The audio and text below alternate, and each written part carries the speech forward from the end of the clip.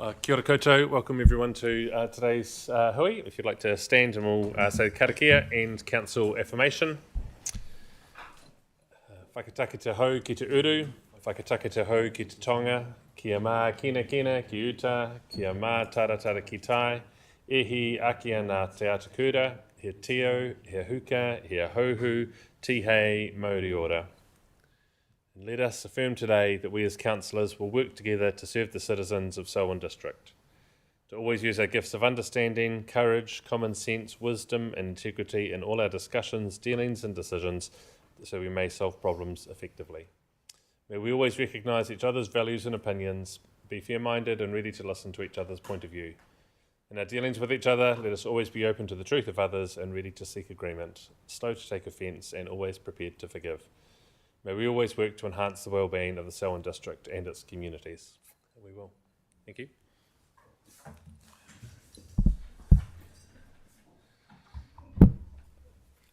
Welcome along to our elected members and staff and the guests who have joined us today to either present or listen and be a part of today's council meeting. We have an apology from Grant Miller, who won't be here this afternoon, and Malcolm will be here.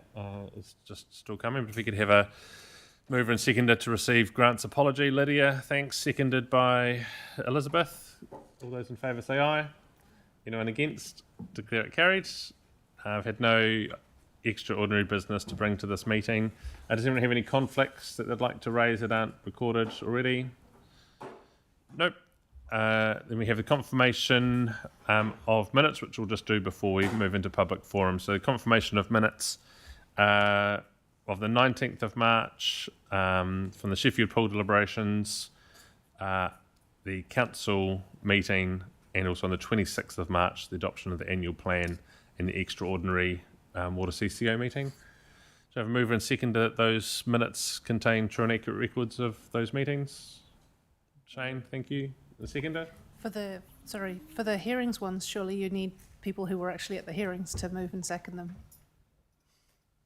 This room can accept them as true and accurate. If people that were in the room at the time feel that they're not true and accurate, then they should speak up and can be a part of it. But this is about us accepting that they are true and accurate. So if it was moved by Shane and seconded by Sophie, great. Anyone got any comments on those minutes or things around accuracy that need to be reflected? Lydia?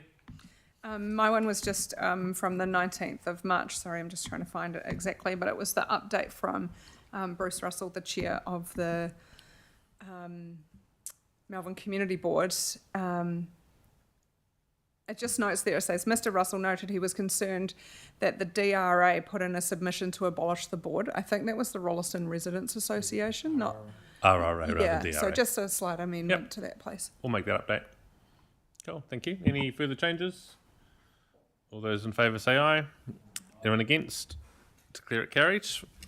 And we have our public forum today. First up, David Page. David, kia ora, welcome along. And David's present. Oh, sorry, Deborah. Well, there's some matters arising in your head. Sorry, David, just take a seat. You can stay at the end of the table, David. That's fine. I know this is going to come up in a report, but with regards to the representation review, was there a need to explain how the process of election was going to happen? For example, with the council, the roving councillors, and the mayor, can they all put in for those three positions or not? Because that was not even clear in the... That's not a matter arising from the minutes of those meetings. Right, that's okay. That's a thing that we will have to work through, and Steve, as Okay. NCO, Well, I'll ask that when it comes up, the report comes up. Okay, thank you. Sorry, David. David's come in to speak to us about safety concerns on Springs Road, Vetico Boulevard intersection. David, just like to acknowledge the work you've done to advocate for that area for a while now, and the meeting that I was there and Grant attended and staff came to on site as well a few months ago. Thank you for that, and look forward to your presentation with us this morning. Just press the right hand button and your microphone will turn on. Thank you, Chair. Just one admin question before we get underway. I was due to present last month, which was a 10-minute slot. Is it now reduced to a 5-minute slot? Okay, thank you. In that case, I don't have to speak fast, even though I've taken some commentary out. Kia ora, good afternoon, everybody. My name's Dave Page. I'm a strategy consultant, but I'm here again today as a resident seeking safety redress for Springs Road Videko intersection in Lincoln. Today isn't just me. I have apologies from Ben Thompson and Jeanette Tucker, who couldn't make it. In addition, there are over 100 signatories to a petition regarding safety concerns for Springs Road and the intersection. Fundamentally, we haven't heard disagreement from Council to the risks to life and property that exist and that we've outlined, and some of you have witnessed with site visits. The issue is inaction by parts of Council to put it right. And on a broader strategic level, we're concerned that the issues we've identified may be indicative of a broader organisational situation potentially impacting across the district. We acknowledge the support from Councillor Miller and Operations Head Gareth Morgan. Have done a great job. We've recently had a minimum standard crossing painted and signage erected to provide some control for school children heading to and from local schools. Thank you. And a special thanks to Heb Construction for funding this. What we're asking for today is action on the balance. What I'm asking for today is action on the balance of the requested actions, which is the safety audit of Springs Road and Videko Boulevard for current and future traffic with over 2,000 new homes and an initially unplanned supermarket, etc., commercial development. It's going to increase the traffic volume tremendously. Second, works to reduce resident risk turning right into Videko and an overspeed, increasing traffic volumes, poor driver behaviour country road. And as put forward to Council by Councillor Miller last year, an integrated transport management plans for Springs Road South. We're obviously seeking remediation of the intersection, but the analysis that I've done has shown gaps and concerns within Council which I feel need addressing across standards, process, ways of working and representation, and I'll go through those now. I received an email last year saying that as there hadn't been any crashes or incidents, it's not a priority to address our concerns, and Council focuses on maintaining roading to the standard. Begs the question, are you waiting for someone to get hurt? 2 out of the 3 of us have had harrowing near misses, and there is additional near miss content in the public petition comments, so this is a real concern. The OIA information is at odds with the standard intersection commentary. Internal documentation talks about the defective design of the intersection. What remedial actions are planned to address the failure of Council to meet significant transport KPIs listed in the draft annual report? And I'm not sure about the comms on that report, by the way. But I'd really like to see, given the breaks in terms of the KPI deliveries, what remediation is going to be done to improve safety, not just in our area, but across the district. 2, process and expert advice gaps. No safety audit was documented for the intersection, and we've had feedback that there isn't one. I refer you to policy on safety audits. It's the SDC Engineering Code of Practice. From what information we have, the advice of Council's own traffic consultant has not been followed regarding intersection danger mitigation, and it doesn't appear that the recommended Springs Road traffic analysis has been carried out subsequent to the additional housing density which you approved last year either. And you'll all recall my previous discussion with some of you way back that in response to my concerns about intersection safety and Videko egress with high traffic volumes, the PC69 Commissioner said that my Springs Road concerns had been addressed. No, you still haven't addressed that and delivered on that. In the first quarter of 2024, in reply to our MP, you said that it is Council's intention to manage the situations and achieve integrated upgrades and connections in this area, i.e. the entire length of Springs Road between Gerald Street and Collins Road. Another year has passed and we haven't seen any plans. It seems you haven't done this, or else our councillor wouldn't have had to independently suggest it last year and it wouldn't have been number 3 on our action request. Ways of working in silo behaviour. That was an LTP explanation given to me in 2023 for the issues at the intersection, but it's still going on. Only the next day after the crossing was painted, another SDC team independently had construction at the intersection. Luckily, they didn't dig up the day-old paint, but just dug some pits close by, but neither of the SD teams knew of each other's activity. It raises a good question. Does any one person actually have a grasp of what's going on? Representation, finally, on representation. You have developer relationship managers. Why can't we have major project managers who would support ratepayers by managing major projects and developments from planning to completion that directly impact us ratepayers to safeguard us? We don't have a community board to support us, and it seems only one of our 3 councillors can be involved in our particular circumstances, given the conflict notifications in the PC69 history. An environment of hundreds of priority projects on the go, with advocacy seemingly how one gets things done, there needs to be a constitutional fix to ensure we have full representation on big issues. In summary, the optics of our situation seem to be pointing to an overarching system of avoidance of putting road safety right. We are concerned on the underlying issues may more widely impact, and this could be the tip of the iceberg. And let me remind you that this isn't just 3 people talking. There are over 100 people on the petition just for a 1 subdivision, 1 road, 1 intersection topic, all worried about road safety. I see opportunity for council to operate on an integrated basis with clear ownership and seamless team engagement to ensure the right work gets done right. What we're asking for is nothing more than having roading that is at the standard that we should have got and should be able to trust that we will get. We expect council to put Springs Road right.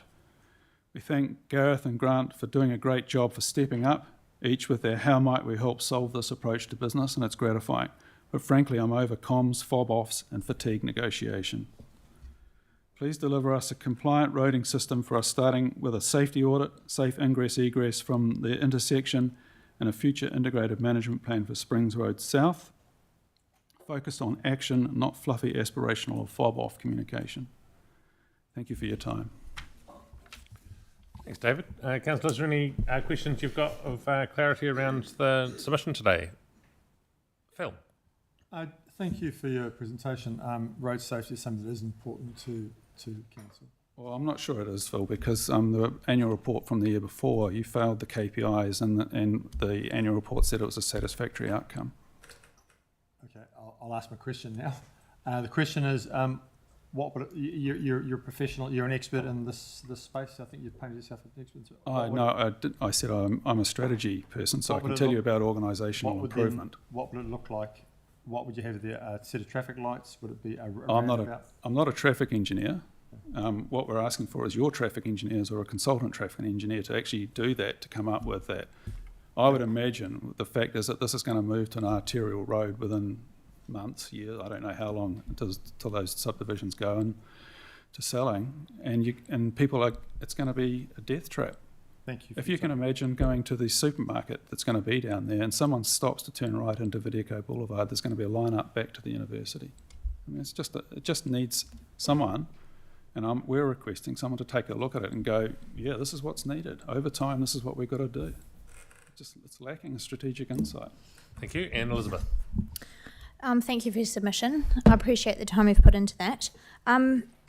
Obviously, with the town centre upgrades for Lincoln, which is going to encompass 4 sets of traffic lights down the middle of Lincoln, I'm presuming that there'll be potentially, as Grant likes to refer to them as rat runs, where people are avoiding those and doing wider routes. So potentially, depending on where the roads line up with the new subdivisions, it may be that there'll be even more increased volume down there, and potentially large trucks might use that space. Would you prefer, given that all of this may come about to eventuate, would you prefer that whatever our engineers design, that it does come back to the community in a public forum, or how's the best way to ensure that the community have either some feedback or at least are able to see the scope of the works before it's implemented? My initial gut feel is that the community consultation is incredibly important, and I think going back to the community would be very good. Unfortunately, the mana of the council at the moment is pretty low in Lincoln, and it would be good to see that lifted and to see collaboration between council and Lincoln citizens. It feels to many of us that we've been out on a limb for some time, so that would be a good outcome. Sorry, I just wanted to clarify what type of consultation is best serving the communities, because obviously you've got long-term plan opportunities, which a lot of people don't probably read the full documents. Is there a preferred method? Well, I think it's got to be a simple session after work one night where you actually lay out the plans and say, these are the problems, this is what we can do, these are the constraints.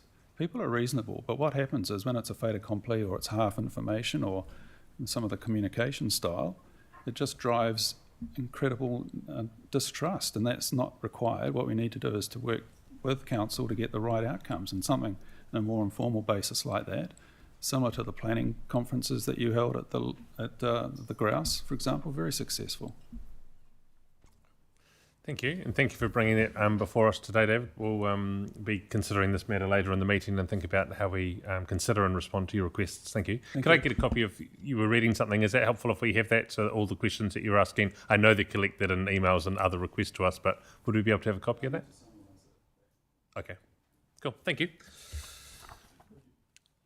The next presenter is Graham Evans. Graham, welcome. Graham's speaking on the Upper Hutt's response to the engagement summary by Jacobs. Just press the right-hand button there in front of you, Graham, and yeah, the floor's yours. Thank you. Thank you. I'm the chair of the Upper Selwyn Huts Owners Association, and as such, I wish to respond to the Jacobs engagement report. I wish to thank the Selwyn District Council for consultation drop-in sessions, which were held in October to November in 24. We also wish also to make mention of the two facilitators that was used, Chris and Monique, for their patience and understanding, listening to the community at these sessions. They both did a good job being available to the residents that came to discuss their concerns. I'd also like to pass on our thanks to council staff, specifically Tim Harris, and wish him well on his recovery, and felt that during the time we had with him leading the team, he made great progress with understanding our concerns over the various issues we confronted from the councillors. I would, however, like to point out some limitations of and the bias in the Jacobs engagement report. First, only 35 of the 95 hut owners engaged in the drop-in sessions. I believe more time and a wider range of engagement strategies, such as email surveys, which needed to be ensure more hut owners were included during this process. For issues where a community is diverse and stakes are high, at least 50% engagement should have been achieved. With only 95 homeowners in total, I believe more effort was needed to represent by the attempt to engage with all owners. Secondly, I believe many of the homeowners who feel adequately represented by the committee would not have felt the need to attend the drop-in sessions, which would have led to a bias towards a minority being represented during the drop-in sessions. For these reasons, we do not believe the Jacobs report adequately represents all homeowners. To address these limiting factors, we request a longer engagement, including making contact with all owners. The councillors making a decision on our behalf appear to have tunnel vision, negative views, and an unwillingness to come and see the real Upper Selwyn Huts residents. During the period that I have been retired, I expected to spend this precious time relaxing and enjoying the legacy that my grandfather purchased in 1923.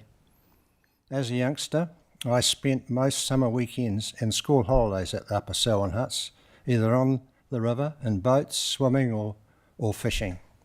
I always enjoyed freedom and space, included playing tennis. The Selwyn Huts has been instrumental on how I've lived my life. This is a legacy I wish to pass on to my immediate family and their family for years to come. At the moment, I feel I am slowly walking in front of a bulldozer being pushed closer to the ambulance at the bottom of the cliff. Pending a decision on our inclusion on the district-wide rates for sewer and water, as supported by Tim and our specialised legal opinion, I now find that my payments to the Selwyn District Council are about to increase over this year's payments by 65%. This is made up of rates, licence fees, repayment of the sewer scheme loan and bond.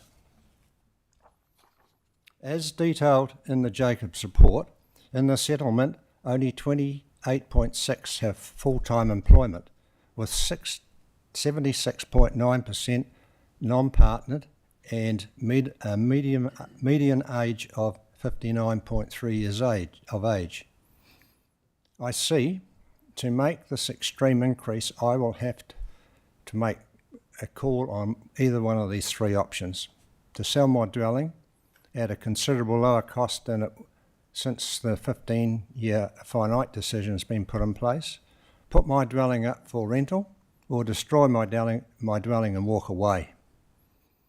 In light of the Jacobs report and of all the 455 questions from residents made to the hut owners website, we would have expected to see councillors consider a tour of the community as a valued historic settlement in the Selwyn District Council and give us respect it deserves.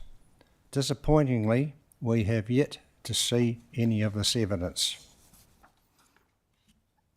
In 2018, I was one of a selected committee from the settlement and some council representatives who discussed the various options to replace the non-consented Border Dyke sewer scheme and time a licence term with respect to and anticipate climate change. The recommendations from that committee were to pipe the sewer to the Pines in Burnham and to place a 30-year term on staying at the settlement. But once the solution was agreed upon, we assumed that finite was no longer needed, although the council continued to assume that was. What followed the full council in 2019 was to approve the pipeline, but to change the recommendation of 30 years to a 15-year finite. If the council decision in 2019 to limit the term to a finite one continues to be relied upon by the council, you will force us to continue to make legal challenge this decision, as this issue was categorised as low significance, which you have recently established should have been high significance, involving proper community engagement. Additionally, Selwyn District Council has since received technical presentations from ECAN and Aqualink indicating that climate change is not the significance as it was previously thought, and 50 years may be more appropriate. Monique Eade, as well as Tim Harris, made a statement at the last community meeting that it is premature to be talking about trigger points. I believe all other concerns the council have about our settlement can be addressed with cooperation and mutual respect between all parties without a finite term. For these reasons, we are requesting the word finite be deleted from the new deed of licence. I get my energy to continue this discussion from watching the families and children enjoying living in the settlement and the way they are enjoying growing up in this safe, supportive community. There are still some significant decisions to be made, and we need the trust restored in our community from our council. Thank you, Graham, for that reflection and presentation to us today.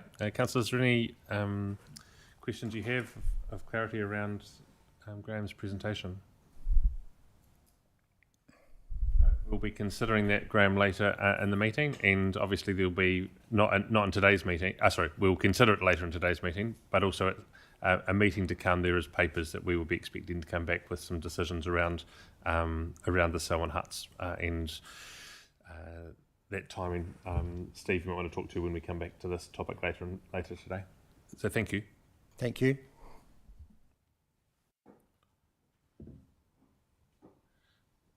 In the third public forum today is Mike Vincent. Mike is here with Baseline Group and presenting with the Six Society.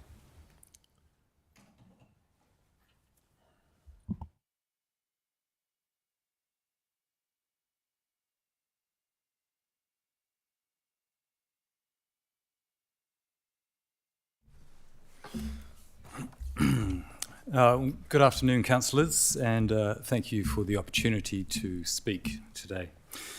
My name is Mike Vincent, Associate at Baseline Group in Christchurch, and I'm here on behalf of the Deg Teg Whata Sikh Society, a charitable organisation dedicated to community well-being through both worship and education. Deg Ta Whata means, rough translation, victory through charity. And that principle underpins everything that the Society does. The Society currently operates from a leased space in Riccarton, but that lease expires within the next year. In preparation, the Society purchased 6.1 hectares at 517 Hamptons Road in 2022, with the intention of establishing a permanent home for the Society. The proposal sought to include a temple, parking, and community gardens to support the free vegetarian meals provided as part of their service. A resource consent application was lodged with Council in May 2024, roughly 12 months ago, and after supplying all the required technical information through the resource consent process, the application was publicly notified earlier this year. Of the more than 100 submissions received, 10 were in support. I will note that the Society themselves didn't make submission, and if they did, that number would have been significantly higher. However, on the paper, 10 were in support, 2 were neutral, and the remainder were in opposition. Disappointingly, some of those in opposition were clearly xenophobic and anonymous in their content, which raises a number of concerns, serious concerns. However, putting aside the volume of submissions, the deeper issue is a structural one. The current district plan provides no zone that clearly supports the establishment of new community facilities such as this one. As a result, religious and cultural groups are left navigating costly and uncertain consents or plan change processes, all the while trying to provide social, spiritual and charitable support to their communities, which is their goal. The Society, the Sikh Society, is an established community with over 10,000 members across Canterbury and a strong base in Selwyn with over 5,000 people within the Rolleston area. The Society has also been responsible for building over 150 houses in the community for their people. Yet, there is no clear path for them to establish a home. Residential zones only allow community facilities as discretionary activities. Commercial and industrial zones are not suitable, as you could imagine, and the remaining town centre land is either too expensive to buy or is largely council-owned. So, today, the Society asks for your help, not only to support themselves, but to support inclusive community infrastructure across Selwyn. Specifically, we seek guidance and partnership from Council to help identify suitable land, including potential use of Council-owned land. 2, recognition that the current planning framework creates a barrier for charitable and cultural organisations, and that these need to be addressed if Selwyn is to remain inclusive and future-focused. 3, assistance in navigating a viable and cost-effective pathway forward, whether through planning support, land access, or both. Council has opened its doors to a growing and diverse population. The question now is, How do we ensure everyone has a place to belong? Thank you.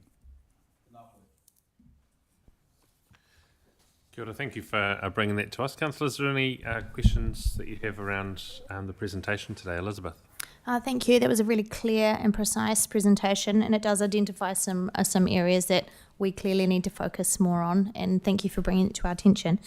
In terms of the submissions that were against, was there a strong theme coming through, and was there a particular flavour around concerns over noise or traffic or any of those things? I was just wondering if you were able to enlighten us on what were some of these concerns from the 90, 89, 88 submissions. Thank you. Sure. Interestingly, it's a rural zone. Within a rural zone, any number of activities can take place. You can operate 24 hours a day. You can produce goods and services, and vehicle movements are high. Of the submissions, noise was a factor. The applicant has paid for a noise assessment, and that stated that the application would have been within expected noise limits for the zone. There were some issues around transport. However, again, the applicant had supplied a traffic assessment, and it concluded that the effects could be mitigated and managed. So, again, less than minor. Look, there are other concerns raised as well. But again, it's one of those situations where we thought that a rural zone is typically accommodating of such an activity. And I look at other established churches in the district and community halls, which were perhaps established long before planning regulation was in place.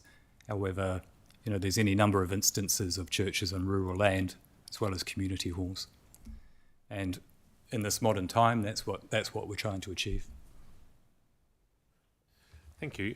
Just say, as a council, we welcome diversity. We welcome new cultures and beliefs and celebrations. And I've been a part of about 400 new citizens becoming New Zealanders in the last, and just in this year. And it just shows this shift and change that there is in our community. And as Elizabeth said, really want to acknowledge that sometimes our planning, I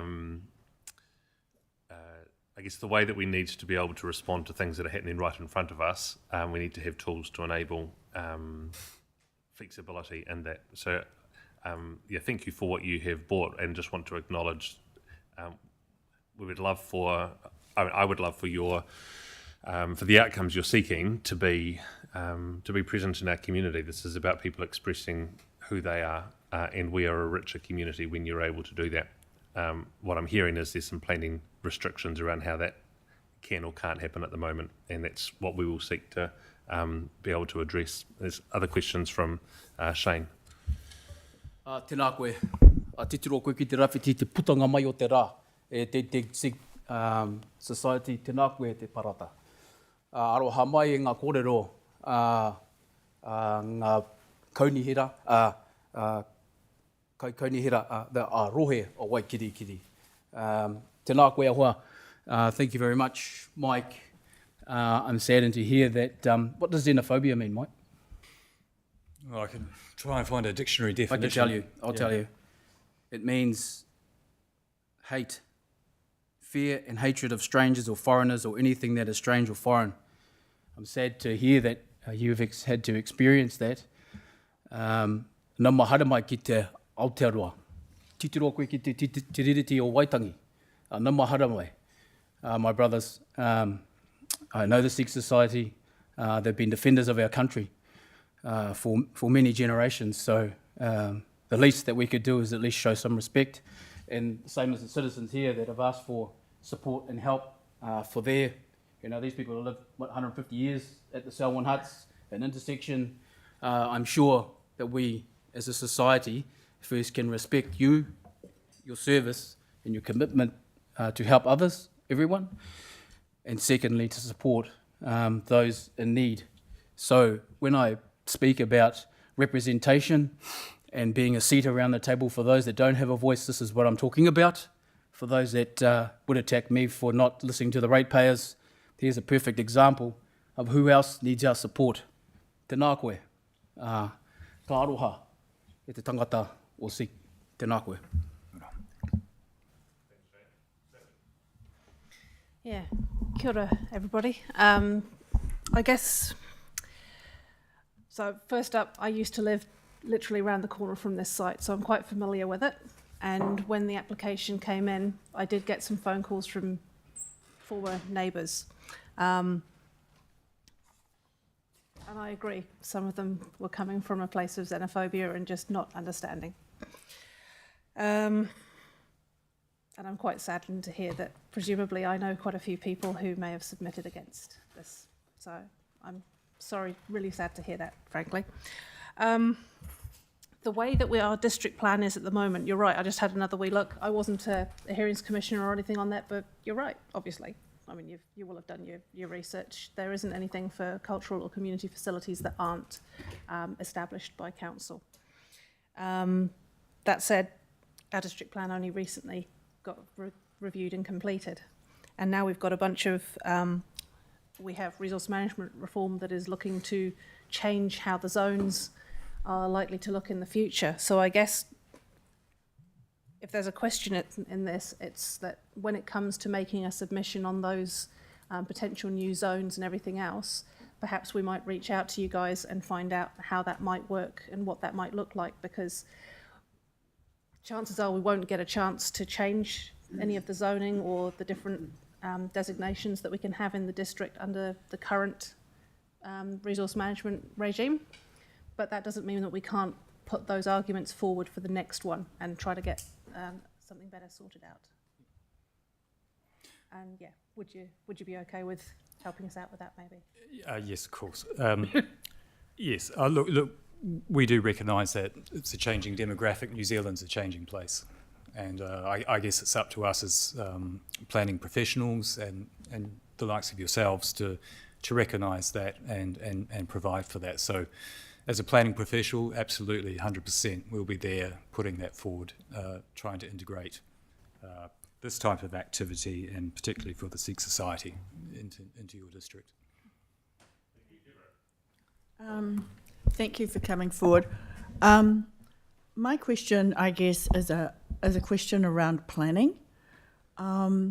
With regards to the purchase of this property, were we going through a district plan hearing process in which the applicant wasn't a submitter at that process? I don't know how long they've actually owned and purchased the land for. So I'm just trying to establish, with regards to understanding our district plan, was the site purchased after the approval of our partial approval of our operative district plan, or beforehand?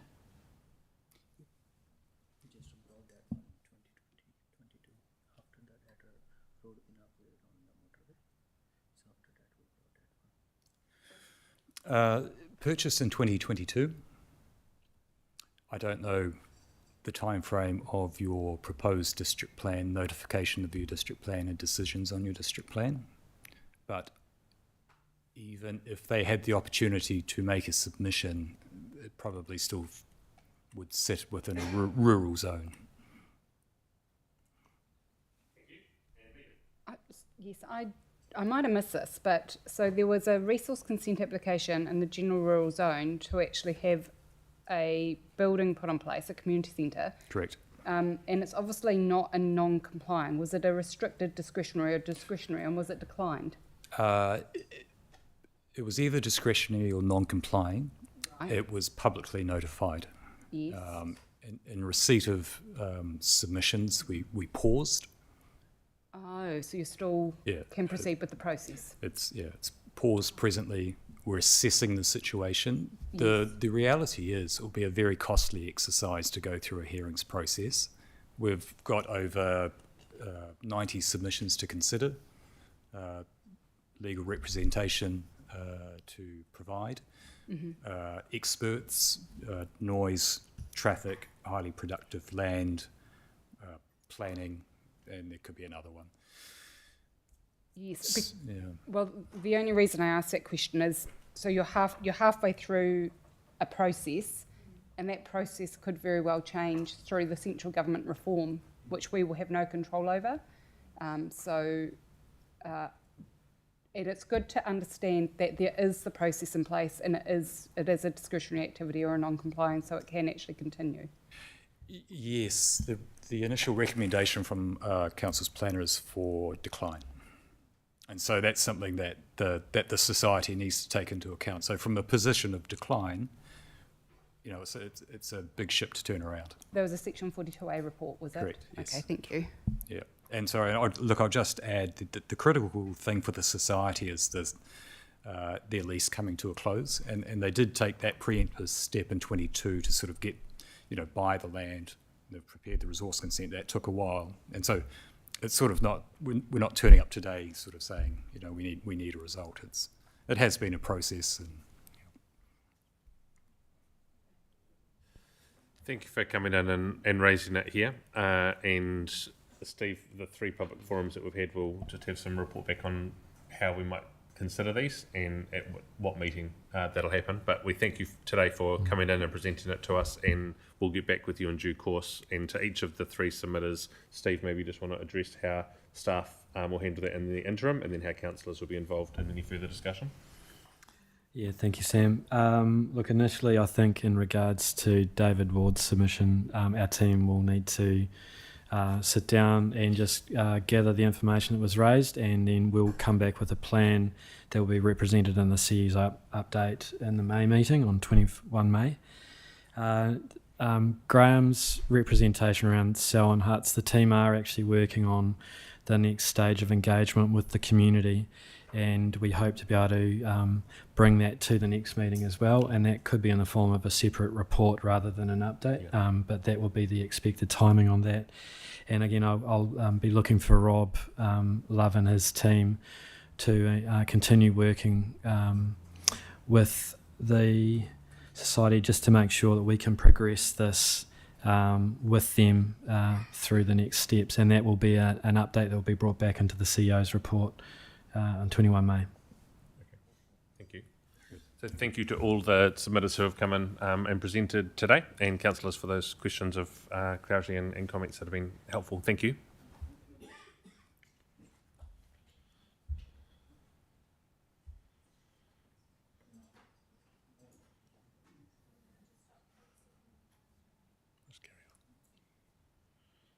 The next item is my report. It's tab 7 of your agenda. In there I have included some of the work with Lincoln University, number of school visits, and the 2-year program mentoring young rangatahi Jake. Met with him a couple of times now. He will be involved in coming into a Wednesday council meeting to see how this runs. We'll take him to some of the infrastructure work that council has, and let him see behind the scenes on some of the good work that our staff get up to. He's been heavily involved in some tracking and trapping and understanding the movements of feral cats, which was interesting to have a chat with him about as well. The Canterbury Regional Economic Development Summit was held here in Selwyn a couple of weeks ago. It was good to have Minister Shane Jones, Minister Casello and Minister Patterson here, and they came and listened to work led by the Mayoral Forum, and Nigel, Mayor of Timaru, led that work.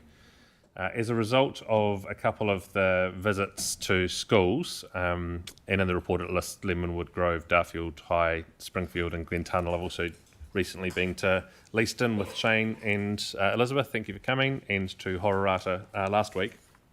I've just received these letters and I thought they're really cool, from kids who were interested just to write back to me or us about things that they would like to see happen, and these are from Marie Backhouse's class at Lemonwood Grove, and I'm just going to pass one round to each of you.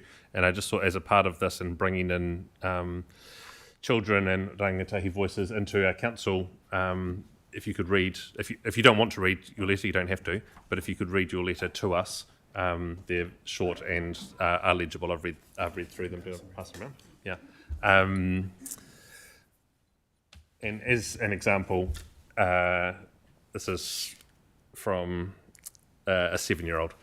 Dear Mr. Broughton, we have been learning about how Rolleston is changing, so I think we should ... This is obviously to have some thinking from the class. The reason why we should have chipmunks in Rolleston is because it has a cool birthday room.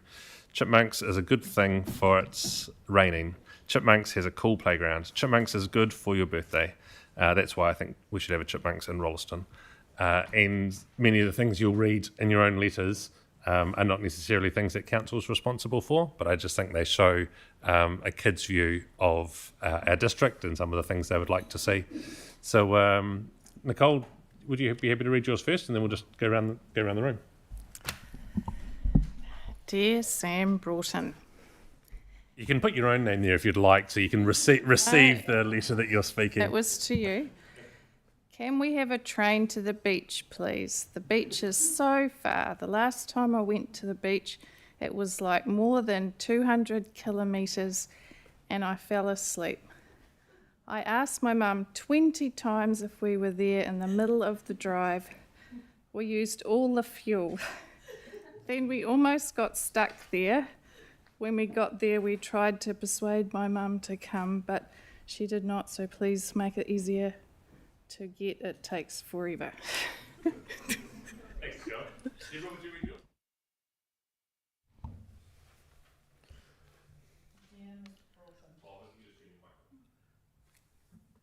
We've been learning about how Rolleston has been changing, so I think we should have a art centre because kids can make pictures for their parents if it's their birthday. So they can look at the pictures. They can even look at the famous pictures. They can even make pictures and keep it in their room.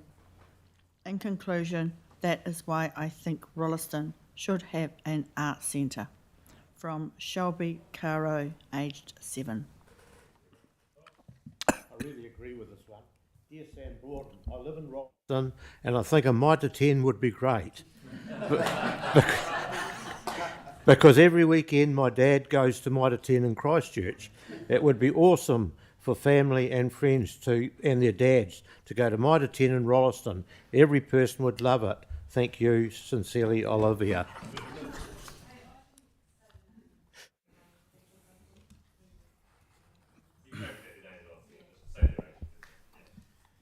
Dear Mr. Broughton, we have been learning how Rolleston is changing. I think Rolleston should have a Lego store. We should have one so people don't have to drive all the way to Christchurch. Another reason is it would keep kids entertained. You can also see models of Lego sets. It would be good for people to get a job. That's why I think Rolleston should have a Lego store. From Abby Cantum, aged 8. It's good to get a job. Dear Mayor, I would like a Mitre 10. And can we have more roads because there are too many people and too much traffic. Yours sincerely, Ollie.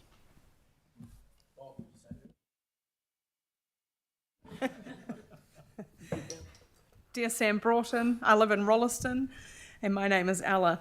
I go to primary school and I think we need a movie theatre in Rolleston. My mum and dad don't like wasting money by using petrol for the car if we waste it just to go to the movies. So I hope you get this letter to tell you about this. I really think it would be a great thing, even for you. Yours sincerely, Ella. I agree with Ella. I think a Silky Otter in Town Centre, how good. Should I give this to Coopers? Dear Mr. Broughton, we have been learning about how Rolleston is changing, so I think we need a zoo in Rolleston. It will be good. Hang on, it gets better. It'll be good to look at the animals. Kids can play on the playground, and you can get food from the shop and feed them to the animals. In conclusion, that's why I think a zoo should be in Rolleston. By Casey, aged 7. Dear Sam Broughton, I think we should have an amusement park in Rolleston. Firstly, because it would make lots of money. because almost everyone will come and all the children would love it. It would become the most popular park in the world. Secondly, at night, you can make it glow and maybe we can start to sell lollies, chocolate, popcorn and more. I hope I have convinced you. Yours sincerely, Antonia. And Antonia is obviously an entrepreneur that's going to make lots of money in the future. Yeah. And she has writing that is beautiful and makes mine look like doctor's scribble. So. Okay, and yeah, I agree. So I don't know how old this child is, but their handwriting is way better than any of my kids, and probably me too. Dear Sam Broughton, I live in Rolleston, and my name is M.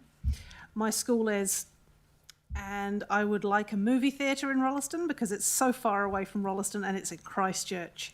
It would be great for the holidays. Yours sincerely, M.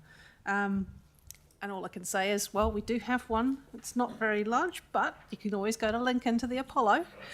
Support local.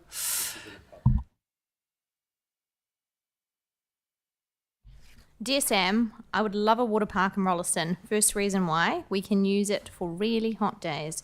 Second reason, you can learn how to swim. And it will be bigger than the aquatic centre and it will have lots of water slides. Sincerely, Eva. Thank you, everyone, for reading those out. I think it's interesting. There's lots of things kids want to see here. Most of those things are not going to be stuff that council provides. But to see the partnership required to be able to deliver that, there's a lot that we do have a part to play in around zoning, setting aside space, being a place where people want to move to, thinking about the accommodation and other job opportunities and why families want to come here. House prices come into a part of that. So there's so much in our community that while we might not be responsible for directly providing those things, we're a place where people want to see them. So thank you to the schools that I've been able to visit so far and for the councillors who have come with me on those visits. It's been great. And it's nice not only to go to those schools to chat about what council does, but also to hear back about what young people in the community want. Next part of what I'd like to say is Tim's just going to throw some slides up on the screen. And this is about partnership as well, and the focus is on the lack of government investment in Selwyn. This follows up on some work that we commissioned to have an understanding of police, housing, health and education, and the lack of government investment in Selwyn in those 4 areas. When I presented that to you 4 or 5 weeks ago, we didn't have numbers around what that looks like. So this report has been provided to try and put some numbers around that so that we can actually have some understanding of what's the advocacy required. So Formative have done this work, and it's around the tax spend in our district. The first thing to say is this graph just shows when you get the numbers wrong, even by a small amount over time, it compounds. And ever since I've been on council, we have tried to use the high or very high stats estimate.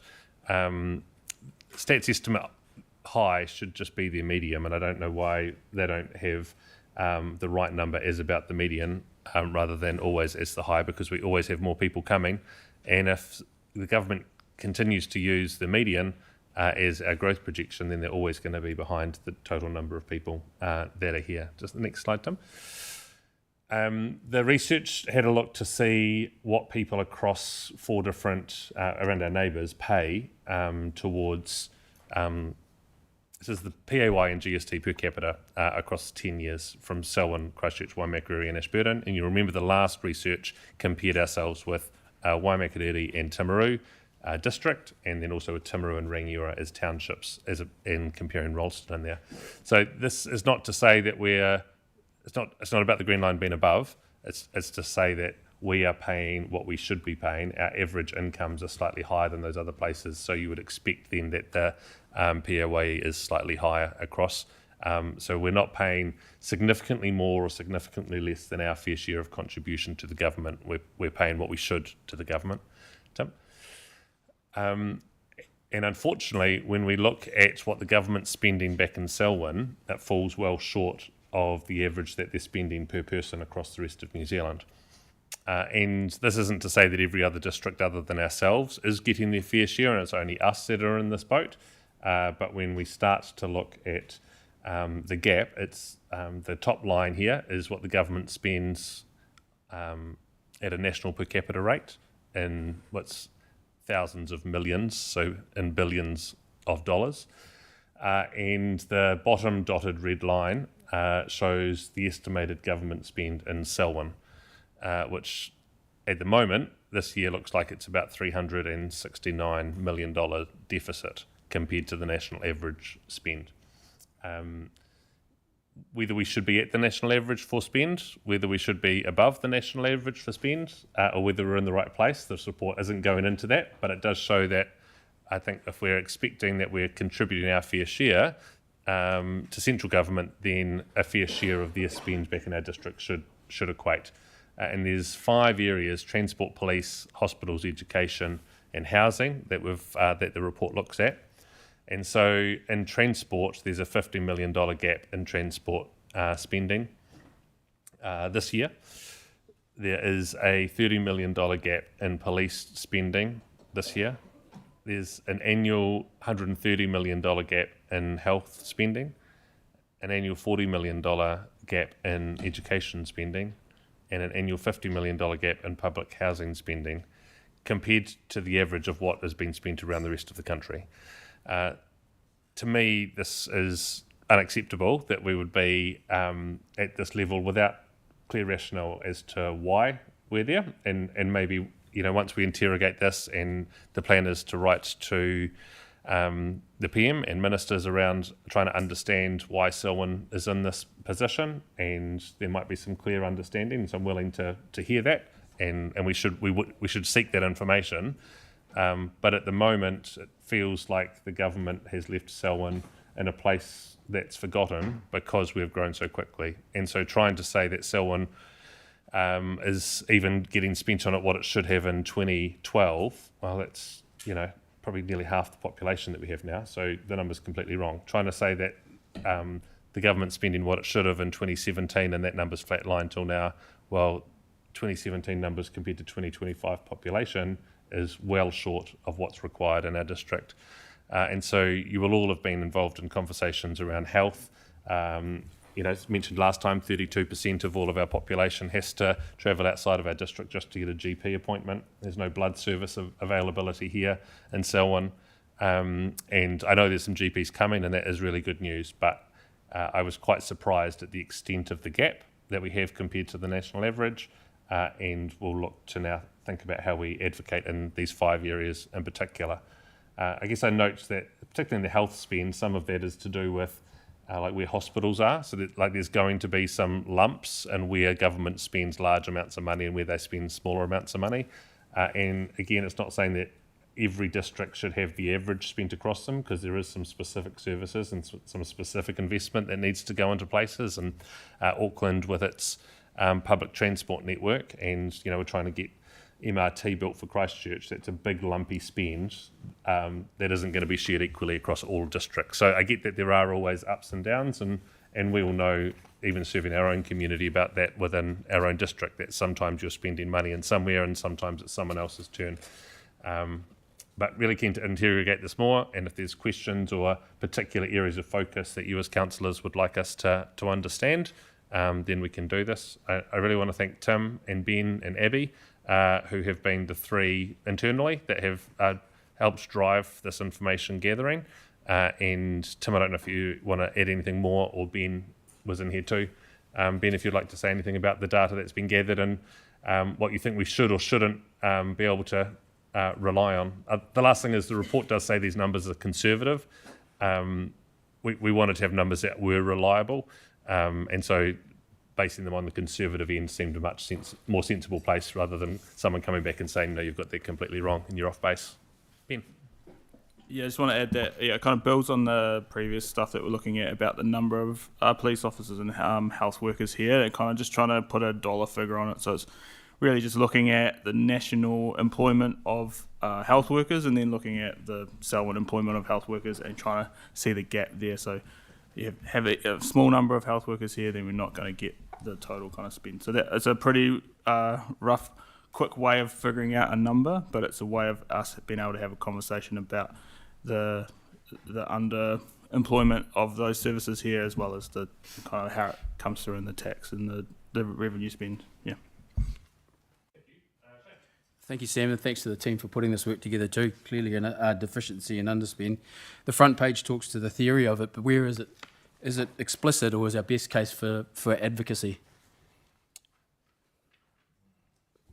I think the tax. So here, theory: the tax take collected from the district should be similar to the government investment. Is it specific somewhere, or we're working on, the theory of we've clearly underinvested in our district, and is our best case then, if it isn't explicit somewhere in an act or elsewhere, advocacy? Because I support this, absolutely. I mean, we could build how many intersections with that, but, where to from here? Yeah, it's hard to find the exact numbers about spend, and that's probably the bit that hospital spend is actually all in Christchurch because that's where our main hospital is. So that could be the reason why that number's low, and I don't think there is a legal requirement that the spending has to be equal. I think it's probably based on that, but just to understand what the spend is in each district is quite hard to find and figure out. Yeah. So yeah, this is around advocacy really. Yeah. And part of this advocacy will be some joint work that I'm doing with Tauranga, Queenstown, Waipa, Hamilton, as the fast-growing areas, to say what are the specifics that fast-growing districts and cities face that the rest of New Zealand doesn't, that the government needs to be aware of. So I've had one online meeting so far, and using the LGNZ metro sector, there will be some further work done there.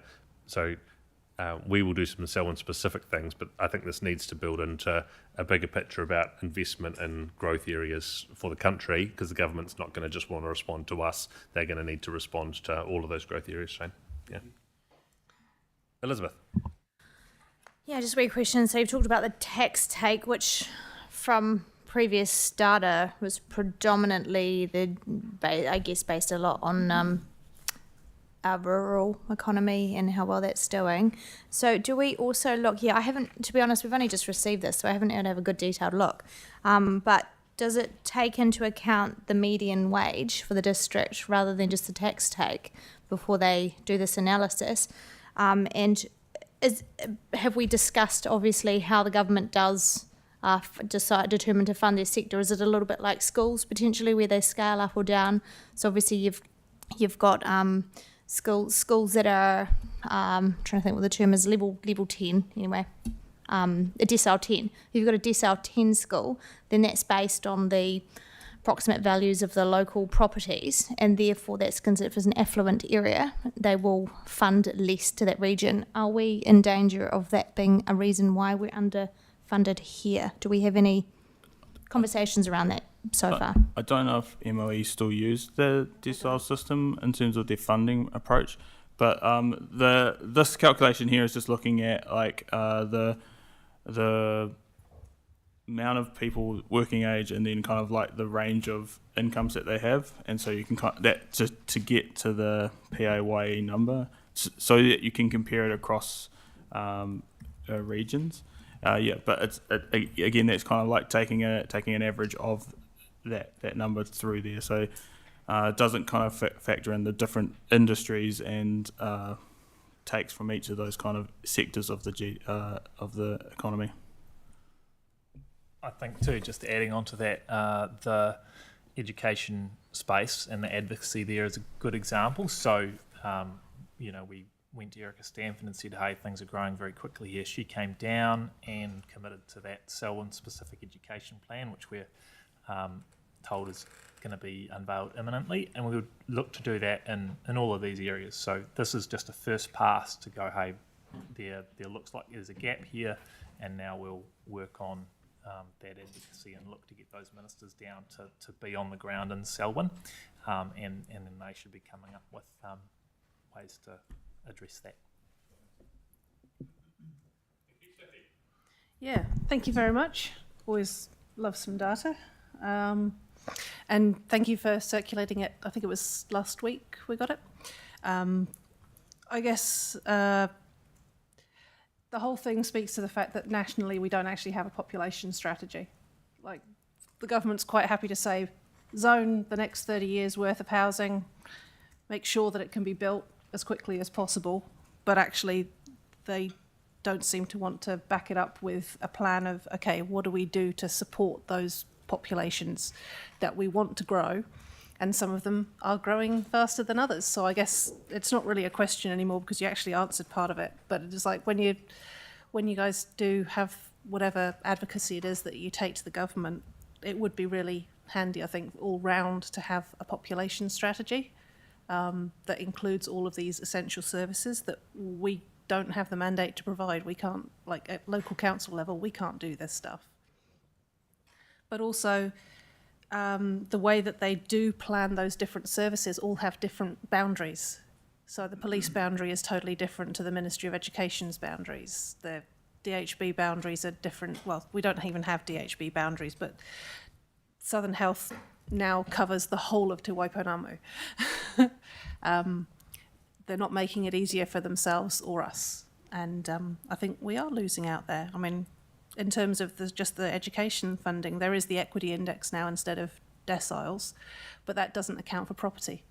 And with growth, property is actually the one where you're really fighting to get extra investment. But yeah, thank you. I'm just looking at figure 3, the spend wedge, and the 369 million looks to me pretty consistent gap from 2022. And my question there is, you got any idea why? What happened then? What happened in 2022 that they decided they didn't want to spend as much money here? Yeah, I think that talks to that first one where it's about the median projection versus where we are, and I think a lot of government agencies will be using the median projection as their starting point, and that works well for most of the country. It just catches us out, and so you can start, as we grow more, that gap will start to grow because they aren't planning that number ahead of time. So we need to be able to help with that, but also it's really hard to try and figure out how it's working as well. Cool. Thank you, Ben. Tim, appreciate that, and pass on our thanks to Abby. I'll move that you receive my report, including those documents and presentation from the schools. Thanks, Malcolm.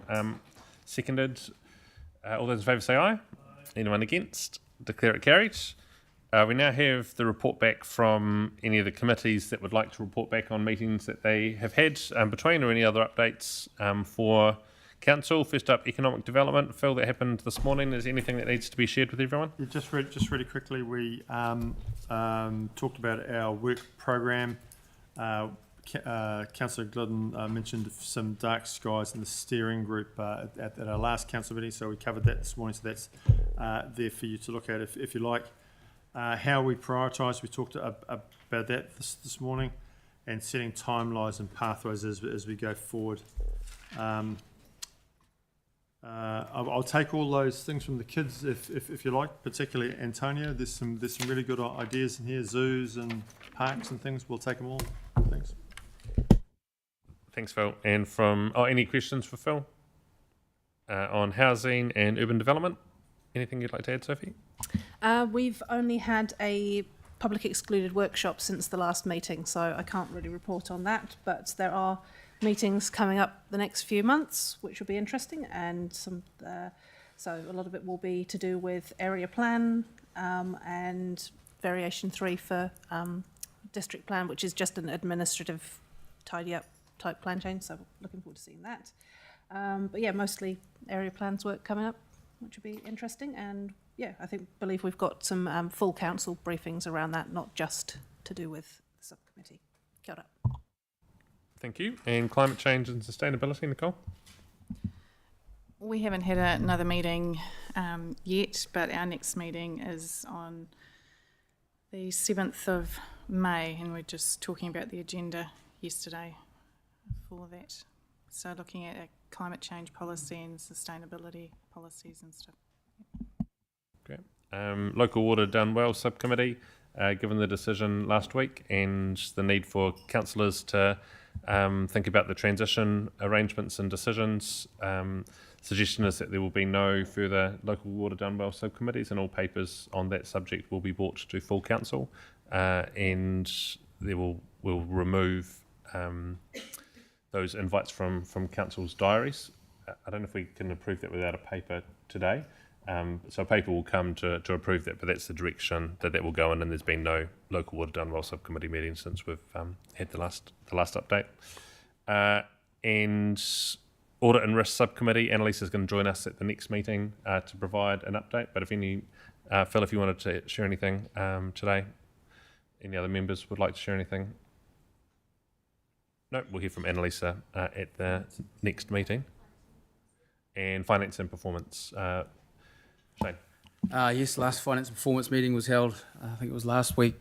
Pleasing to hear the reports coming through. The dashboard is developing through Alison and her team. Council is living within its means as per the meeting.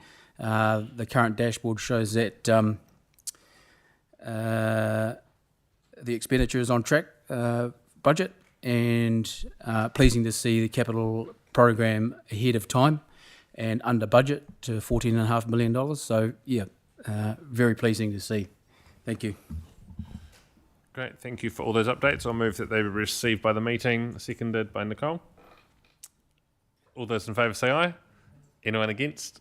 Declare it carried. Next we have the Chief Executive's report. Acting Chief Executive, Steve. Thank you, Mr. Mayor. Thanks, councillors. I'll take the report as read. I'll just touch on a key point, and Councillor Hassan, I'll attempt to address your question from earlier in the meeting as well. The primary, I guess one of the key decisions is just the retrospective submission that was made on Canterbury Regional Council's annual plan, and that is attached, and hopefully we'll get to deal with that. In terms of the representation review, as you know, that came out a week and a half ago, and the staff have been working on what does this mean now for our community. And I think one of the key questions you asked, Councillor Hassan, was around how the election process will work for the at-large. What the team will do is we will bring a more detailed briefing back, because that is one of the several matters that we need to address. But essentially, the normal practice where someone can stand for election as the Mayor, Community Board or a ward councillor, or they could stand for election as a Mayor, an at-large member or the Community Board, but they can't stand for a ward and the at-large at the same time. So that will be the only difference. Now, we will bring a paper back, and we've got a fairly flexible and building communications plan around this. Our team are both unpicking that, but we're also dealing with matters that relate to the Melbourne Community Board and the targeted rate impact of the West Melton community moving out of that. So there are a number of matters that the team are working through, but hopefully that addresses your question, Councillor.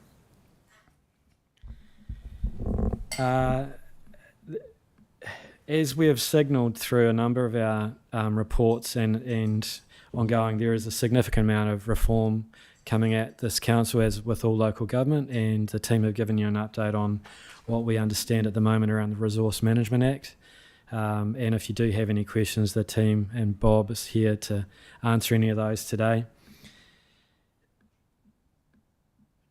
Probably, and one of the key items, item number 6, again, deals with the notice of motion that was put and voted on at your last council meeting. Because of the nature of that notice of motion and the people that would have been required to undertake the detailed analysis of that are largely the same people who are also doing the significant work around the Local Water Done Well program, the team haven't been able to provide a full response to this meeting. But we will provide a briefing on the 30th of April, and this will come back to a decision for the 21st of May council meeting. So apologies, we couldn't get that done this time. I'd like to also pass on a recognition to the efforts of the team around Future Selwyn and the recognition that they've received at a national level, both in terms of the best practice and strategic and not statutory planning, the digital planning, and ultimately the Supreme Award. I think it has been a bit of a theme, and similar to the benefit of reading out the stories from our young people here too, that sometimes we need to tell the good stories about the work that this organisation is doing for our community too. And so I wanted to specifically reference that recognition. So congratulations, team, for that. Happy to take any questions now. Thank you. Thanks, Steve. Do you want to touch on the submissions to government legislation? And there's some stuff around wastewater changes, some things around congestion charging, which probably aren't necessarily going to affect us. And I know councillors had asked about, are we going to submit on this? Are we not going to submit on this? And our process has been often a council meeting doesn't align with the timing of the submission required. When that's the case, a draft will be, if we decide to submit, council staff will draft a submission, will circulate it via email for everyone to be a part of, get it submitted, and then retrospectively sign it off here. It's good that we're following that, but just wondering on those particular bits of reform that aren't referred to in your report but we know are around. Do you want to talk to us about where they're at? Or? Sure. Probably the key one is around Taumata Arawai's proposed wastewater standards. Now, this is a fairly operational matter, and the team are working through that at the moment. But essentially what we will do is, once the team have finalised that submission, we will circulate that to councillors for your awareness. We do, in principle, support the establishment of the environmental performance standards, and we are supportive of a number of the changes in that. We are looking at and opposing blanket limits on the hydraulic loading rates, and Representative Mackay attended one of the workshops there, so I'm happy if you want to add anything there, Megan, or not. Okay, yeah, I can. So just to be clear, the reason why I was attending the workshops is because quite often I'm asked to provide a Taumitu position on things, and I've asked if I can have time to be able to achieve a Taumitu position, and at a really, so that's why I was attending, so just to be clear. There's, with the wastewater, there's three key components to it. One's about regulating overflows, the other's about disposal or standards disposal to land, disposal to standards for disposal to a water system, and then the third is about biosolids. So I do agree that they're all relatively operational because we already have our systems in place. The only part that I think is challenging to think about is what we're putting in a letter of expectation to the local Water Done Well entity, because we've been really, over the last few years, we've been really trying hard to have a system that is disposal to land as a preferred model. And so that is still a strategic decision that we would want to decide. And so whatever we're going to be putting through into the statement of intent from that strategic level, we also need to engage with and make sure it's consistent and aligned when we come to have that conversation later. Thank you. Probably the only other matter that we're addressing at the moment is the time and use charging through New Zealand Transport Agency, and that has been circulated for feedback for councillors. Again, we're dealing with some fairly tight timeframes. The wastewater one is due on the 24th of April. It will be circulated to around the 22nd of April for feedback, so there is a fairly tight window of that. We do appreciate that it's not ideal. We're not necessarily always in control of those timeframes, though. Sorry. Thank you. And at the bottom of the Chief Executive's report, there's the electoral reform submissions, which is the opportunity to submit on. Any elected member can submit their own views into that. If you'd like to have a Selwyn District Council labelled submission, I can make that happen, but you can equally just put your views in there. Those that were there last week heard Nick Smith give a very thorough review of where that electoral reform work is at, basically seeking the Electoral Commission to take over running of elections everywhere, the use of extended in-person voting over a number of weeks rather than just relying on postal voting, a shift to a 4-year term being some of the key changes that the electoral reform paper wants to have. I think we should support all of those, and a draft submission from us would have that. But equally, you can just write your own submissions using the link that's in the paper as emailed to you a couple of weeks ago in the Keeping It Local update from LGNZ. Lydia. I just wanted some clarification on point 4 around the annual plan update. And so our community won't see anything or any communication from us around our engage and inform approach for the annual plan until June, if I'm reading that correct? No, we will be bringing out something earlier, and we're just finalising the plan. A lot of the work at the moment has been just to confirm and finalise the budgets based on the current year's delivery, and also looking at some of the ups and downs that have occurred. Things like Melbourne Community Board need to be factored in. So we're just finalising that, and then we will come back with a plan of how we will engage with our community. It'll be well and truly, it won't be late June, and we will be informing them of what this looks like, and it will be approved through proper council meeting. Cool. Thank you. Thanks, Lydia. Sophie? Yeah, I was just going to say, I do think we should put something through about the local electoral reform thing. There's a lot of work that's been going on there.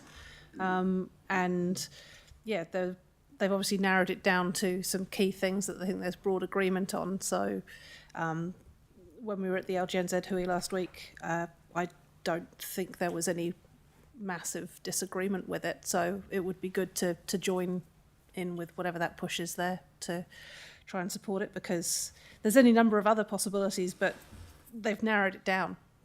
And we know that the government doesn't like a scattergun approach, so keep the focus. Okay, I'll work with Steve on drafting. It's not an in-paper submission. It's using their online feedback tool, which has got some ways of submitting. So it won't be recirculated to everyone. It'll be, we support the direction of the work. We support the 3 areas around a 4-year term on the Electoral Commission taking over voting for all councils, and on the use of extended voting beyond just relying on post for voting.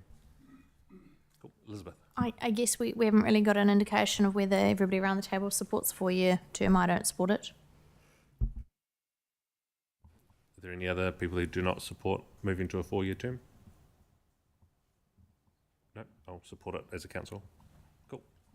I was just going to say, in terms of the 4 years part, it probably wouldn't be quite so much of a discussion if it wasn't for Parliament supporting their own increase in term. And if we are out of alignment with them even further than we are with certain plans that they run, then it's just going to cause even more problems. So it's more of and it does say if Parliament extends theirs, then local government should also extend.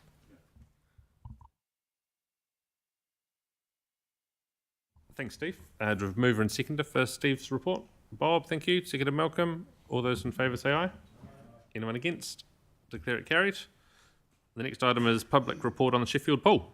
And as starting this, I want to thank Elizabeth for chairing that work, and the other councillors who worked there to listen to the community, to follow up on the decisions of council's last long-term plan, and to the staff, James and team, who have worked to get a solution. So thank you for that and for bringing the paper to us today. Thank you, Sam. Kia ora koutou, everybody. Look, just wanted to start and note a couple of things before I move through the report. First of all, the report, there's some information around Sheffield Pool sort of throughout the agenda. So I just want to note that on 13 to 19, you have the deliberation minutes, which you've obviously worked through. Page 90 to 92, there's the appendices, which is actually around the legal considerations that Sophie will work through in a moment. Page 94 to 103 is the report, which I'll talk to. I'd like to introduce Sophie Mears, Senior Legal Counsel for SDC, to my right. This is her first council meeting. She's been advising on this matter, and I'll pass over to her in a moment to talk about some of the legal issues involved. Just by way of background, I think it's important to touch on some of how we've got here. So on the 22nd and 24th of May 2024, Council deliberated on the LTP. Sheffield Memorial Pool was a consultation item in the LTP, and Council decided 4 things as a result of those deliberations.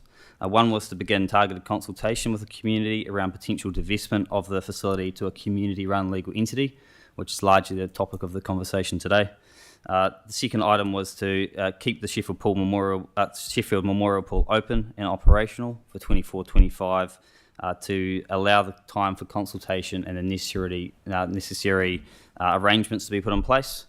3 was to proceed with demolition if no arrangement could be satisfactorily agreed upon, and that would be by 30 June 2025. And number 4 was to hold the demolition cost budget so that it can be utilised should the operation not commence or continue by the community. So that's just a bit of background as to why we're here. Following that, we went through a special consultative process, which is clearly outlined in the document in the report in front of you. Happy to take any questions on that as we work through. Following on from that, we have considered some options. Just want to talk to those a little bit and explain those, especially the first 2 options. So the first option that is in front of us is around transitioning the pool to a community-run legal entity, which is recognised as the Kauai Pass Reserve Trust. The Kauai Pass Reserve Trust is largely a holder of the asset in terms of being a community-run legal entity.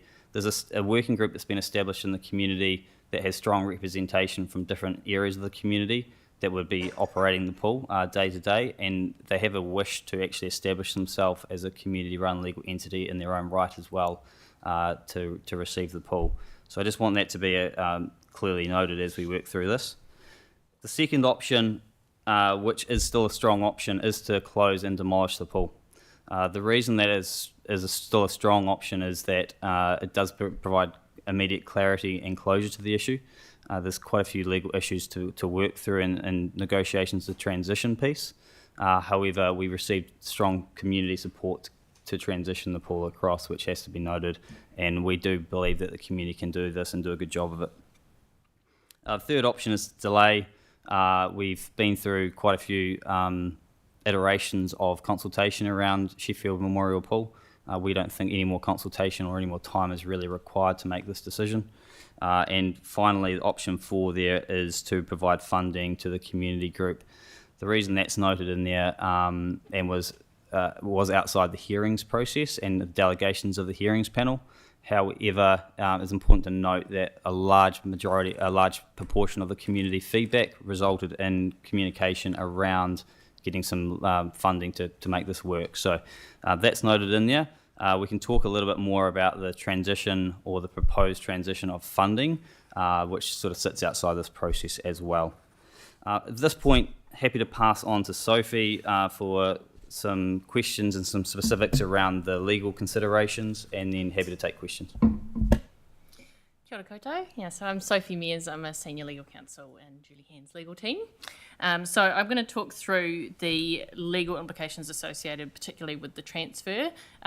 So the legal implications associated with option 2, the demolition, is relatively simple. That would just be handled as any other project in council. But option 1, being the transfer to the community, there is a significant legal process to go through, and that's largely due to things like issues with the title. So the easiest way for me to step you through these is probably just to refer to the resolutions. Essentially, we've crafted the resolutions to help us deal with these legal issues. So I'll slowly work our way through those.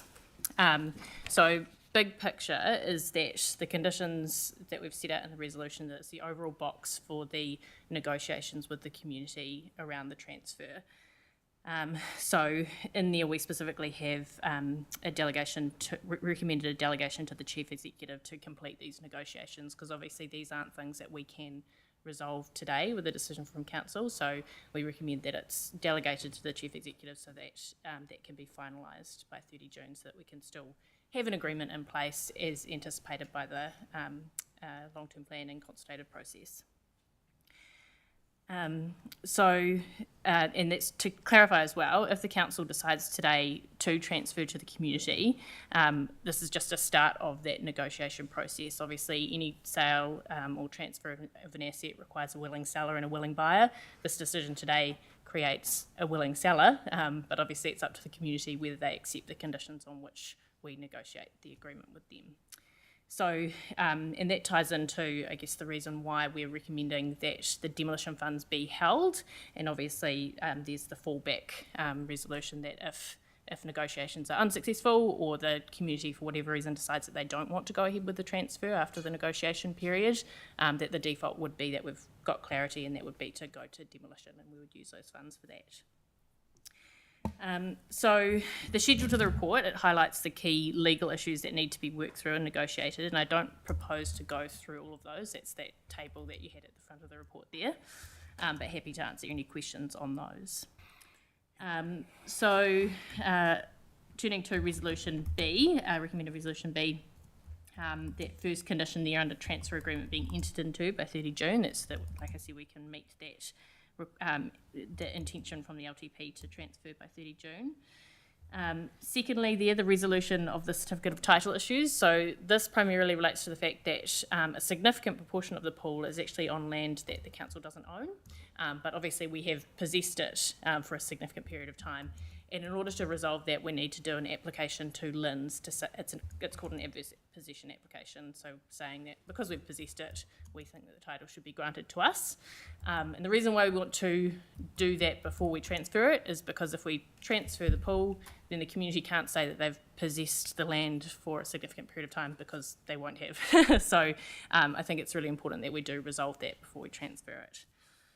So that's the primary reason why there is this long tail end on these negotiations. Obviously, we can reach the decision today to meet the long-term plan commitment, but there is that tail end to the sale and purchase agreement. Then the third point there around the transfer being conditional on obtaining consent of DOC for access to the property. So the driveway to the pool is actually across DOC land. That's just been by way of a written agreement with DOC. It's never been formalised by way of an easement. But again, to set the community up for success, we want to make sure that that's something else that is achieved for them before we transfer it. And then the final resolution here is around the pool not being operated by the trust until the transfer is completed, and that's essentially to protect the council. Obviously, if we still own the land and they're operating it, then that carries a lot of risk, and that's not something that we would recommend that the council takes on. So, one other thing that I will point out, sorry to jump around a little bit, but the sunset date there that the hearing panel recommended that we added, so in paragraph 2 there, so that the title issues be resolved by 30 June 2027. It's been indicated to us that the LINZ application process will take between 6 to 12 months, so we hope to have it well resolved by then, but that's just sort of a sunset date, so if things drag on, we do have certainty. And finally, I'll add one comment in here regarding the demolition funds. So I've touched on it briefly, but we recommend that we hold these funds until the sale and purchase agreement is complete. Like I say, there's reasons why it might fall over, and so we do need to make sure that those funds are held, so that then we're not in a situation where the agreement falls over and we have allocated the funds elsewhere and are then unable to demolish the pool. So once we have completed the sale and purchase agreement, then we could come to council to consider any request for funding at that point, and would go through the usual community funding process. So that's all I have to say, but happy to take questions, or if there's anything further, James. No, that's all from us. Thanks, Sam. Happy to take questions from councils. Thank you. Just as the way it reads through, kind of we get good things are happening, something's going to happen, we're working with the community on what there's going to be, and then D kind of goes, approves the demolition of Sheffield Pool. There's some, subject to, and I guess we have always said that was the result of this if what we've now receiving as A, B and C is going to happen. But is that included in here just so that we are reminded of it and the community knows about it? It feels like if I was sitting in the uncertain position of not knowing what was going to happen to my pool, and then council says this, I would want some reassurance that council's now not going to start to act in ways that is going to mean we're going to have to enact clause D, because that's what the dirty old council wanted all along. Can you just speak to that? Yeah, absolutely. It is challenging to have to put that there. The reason that it's there is really so we don't have to relitigate this process again through a special consultative process should it fall over, because that's essentially the position that we found ourselves in here, is that some conditions haven't been met, or we haven't quite nailed the detail on some of the stuff, and what we really don't want to have to do is come back to council again and relitigate this process. We are hopeful that we can work through these conditions and come up with a good result for the community rather than have to fall back on that, but we just want to cover that off now in case. But to your point, yes, it's always been a consideration for, as I read out, as part of the LTP resolutions. Yeah, thank you, and it's partially answered mine. In order to enact Clause D, it would mean unsuccessful agreement on the terms. So I'm assuming that by 30th of June, only a month away, that would mean agreement in principle? Sorry, apologies. So it would be agreeing to the terms, but the agreement could still be conditional on the title being resolved. So we'd want to have a binding agreement by that stage, so we can say that it's been entered into. And just in terms of costs, obviously there's a fair, and thanks to the panel and those that have participated in it, including the community, but so sunk costs at the moment there is none, and setting aside the demolition costs, should an agreement not be reached, were there costs involved in reaching that point, and then where did they come from, and then assuming that the 20k put aside for the demolition still exists, and there is no demolition, is that then put towards the litigation fees? So we have specific legal costs associated with this process. Yep. It was actually considered at the time that a lot of that would be done externally, but has been largely brought in-house. So some of that money has been allocated for resolution of the title and things like that. So we're not expecting any additional cost to the LTP decided budget.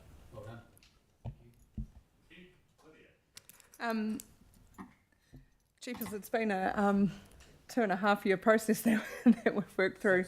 Well, for me, 2.5 years with James and with my community. And, you know, I think, look how far we've come. I think we've come to a really good space. I think that I'd like to say thanks to the process that's taken place with this consultation that went out to our community. It was really targeted. And I think that council did a good job of that. The hearings panel did a fantastic job of listening to our community, and I know that they really respected you coming out to Sheffield to do that as well. I'm happy to move this report. I just, you know, Phil said to me, he said, you know, you've got it across the line. And I said, well, you know, have we really? It's not about me. This is about me enabling my community, and I see that as our role. I would, however, like to move a point E with the report, and point E would look like consider the transfer of the demolition funds to the legal entity post successful transfer of the asset. And I just want to speak to that word, and it says consider. And I guess my concern is that, you know, it's possibly going to be, it would be something that would have to be in an annual plan next year. And this council will be very different potentially next year. And so my concern is that it gets lost in translation or lost between council, and I want to enable success in our community. The community working group has been working with the DIA for 2 years. They need some seed funding to be successful in the DIA funding, and that looks like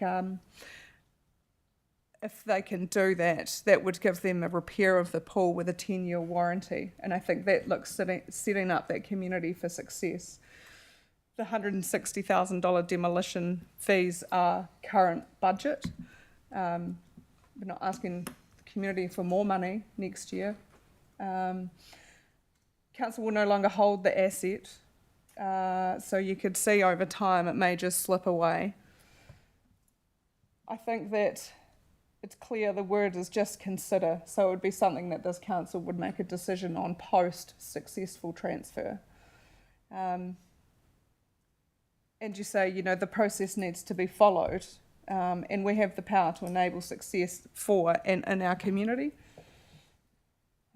So that would be my point E, if it would be entertained. Deborah?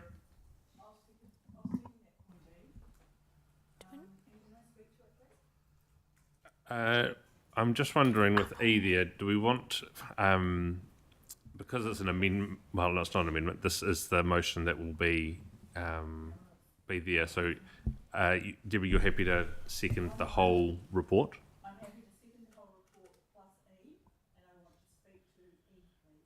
Well, you can in your turn, so there's other speakers. Yeah, cool. Thanks, Lydia. Phil? I guess it's maybe got some context in this as part of the panel that was doing that. We considered the facts outlined there, and it was never a financial consideration that we had. And if $60,000 comes up, then I'd like to amend E to the council consider it for any other community project, not specifically this community project, because I mean that's the relative it is that it's this community is getting a significant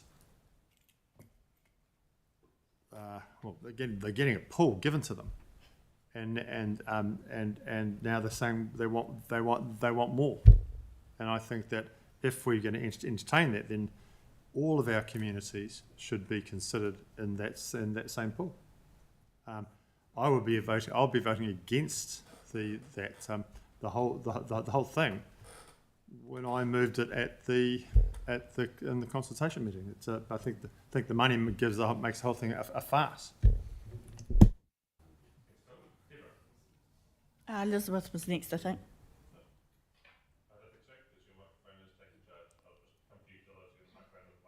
Oh, sorry.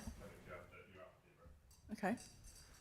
The reason why I'm seconding the consideration of some transfer of some funds, because I found a report dated the 19th of November 2012, and it's an update on the earthquake recovery and the insurance payouts. And I'll table this. Sorry, it was in a hard copy. It actually mentions about the repairs to the Sheffield pool at $112,000. And it was for the changing sheds and a backup effluent to be paid for through the insurance payouts that we were getting from various communities, including Halkett Pool, Dunsandel Hall, Sheffield Library. There's a whole lot of them, but I'm concentrating on the Sheffield Pool one. And I note that there's new changing sheds that money has been used for new changing sheds. What the committee did at that stage was that they put in temporary facilities until they were able to utilise that money and put in new changing sheds that are sitting there. And you'll see them in the photo if you actually go and look at the consultation document. And now we're talking about wanting to come along and demolish the whole lot when we've fed $112,000 worth of insurance from the insurance into that project. And I just don't see that as being very, very positive with regards to we may have a pool that needs some repairs, but we've got new changing sheds, we've got other improvements that actually happened on the site with the insurance payout. And I think that, to demolish all of that, is a total waste of money. So that's why I'm actually going to second that. And it was just fortunate that this only fell out of a document that I actually had put away from another document. So I'm just highlighting that. That's why I'm seconding it, just seems a shame to waste $112,000 of insurance payout when we actually used those insurance payouts. If I recall, we paid the Motukarara Hall and we gave that away for a minimum amount. We actually did it with the Hororata Hall. You know, I mean, these are legacy issues. But that money was used to actually build and improve the partial area that we're now wanting to demolish. And I don't see that as Deborah, you're arguing against something that's not actually on our paper. We're not suggesting that we demolish the hall. We're suggesting that we pass on the facility, as all the work that Elizabeth and the hearings commissioners did, back to the community. So we can't. I don't think you can argue that we're trying to demolish the hall, demolish the pool here. That's exactly the point that James clarified. The whole paper's been brought to us to save the pool and to give it to the community.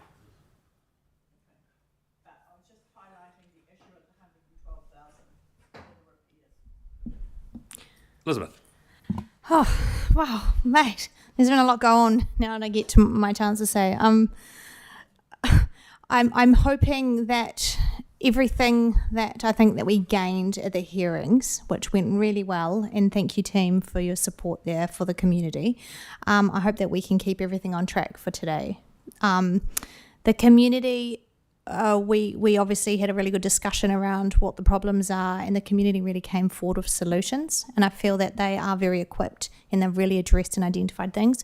So some of the concerns were obviously around safety, and we've highlighted to them, well, we say we, I mean that generically, it's not my ideas, highlighted to them that there is an option for an auditing process. So everything has been very favourable with us working with them, with staff working with them, with James being able to identify areas for them to look towards and pointing them in the right direction of good connections. The community are very active. They've already sought volunteers. They've set up a trust.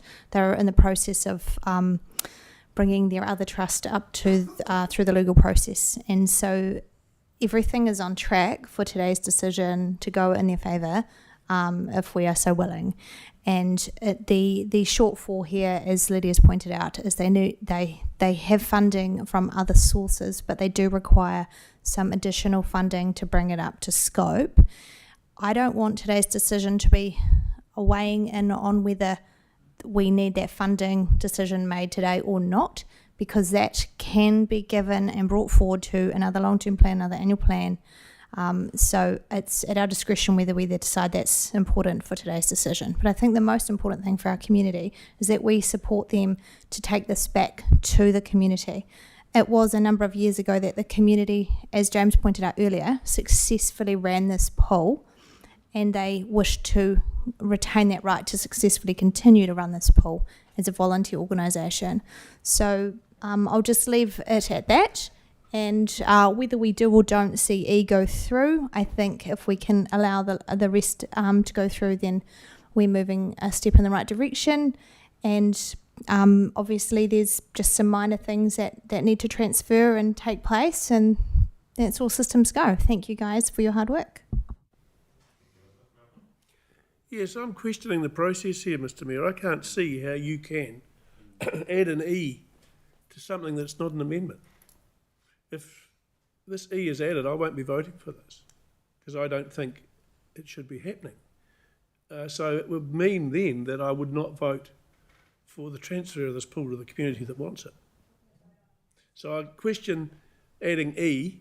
I think it should be dealt with as an amendment to the substantial that's up there, and let it rise or fall on that.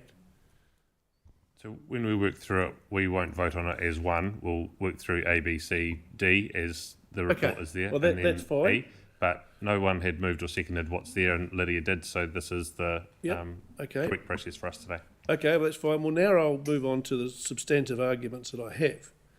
Having been involved in rural community pools in the past, they are a black hole that sucks up money. Swimming pools are always a black hole that sucks up money. The reality is, going forward, for this community to take over this pool, which is fantastic for them to take it over and run it, but they are going to have to be continually fundraising.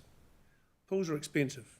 They've got moving parts, pumps, motors, chlorine, paint.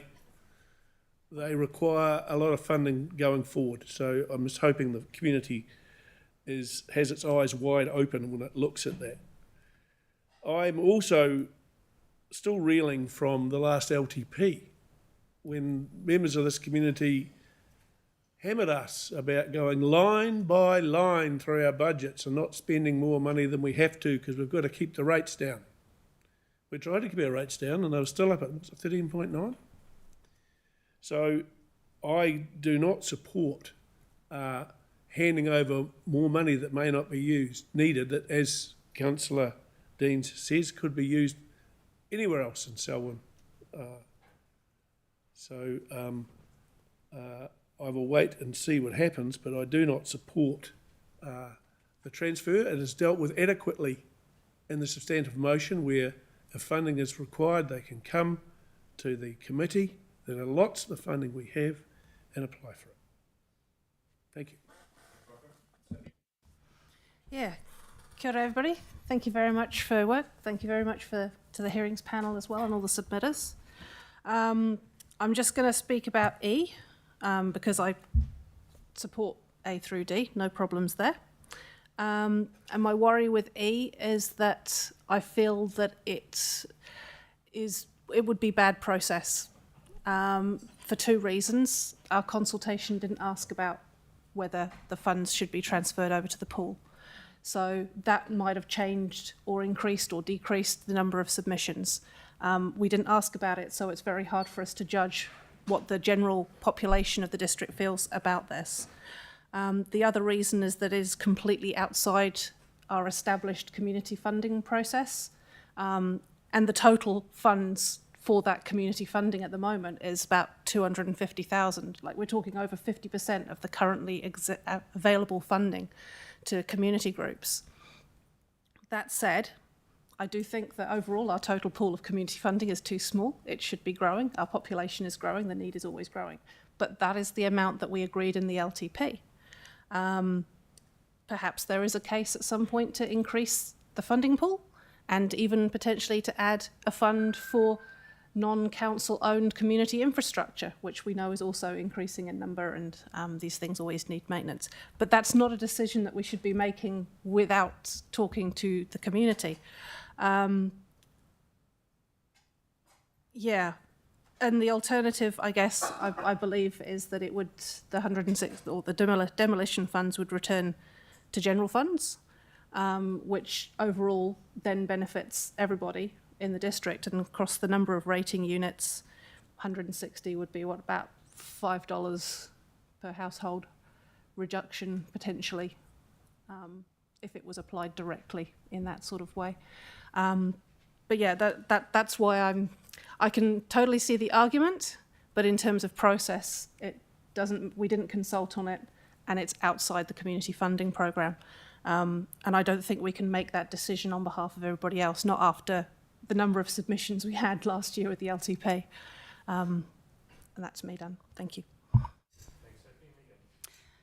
Yes, kia ora. I just have one question, and it's around the budget moving forward. So agree some terms of, like, the terms of transfer by the 30th of June this year, and then 2 years as the time to complete the transfer of the certificate of title.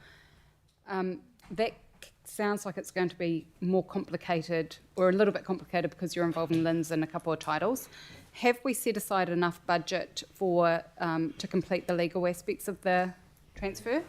Yes, we do have budget for that, and we've sought an estimate of the legal cost of doing that and set that aside. So.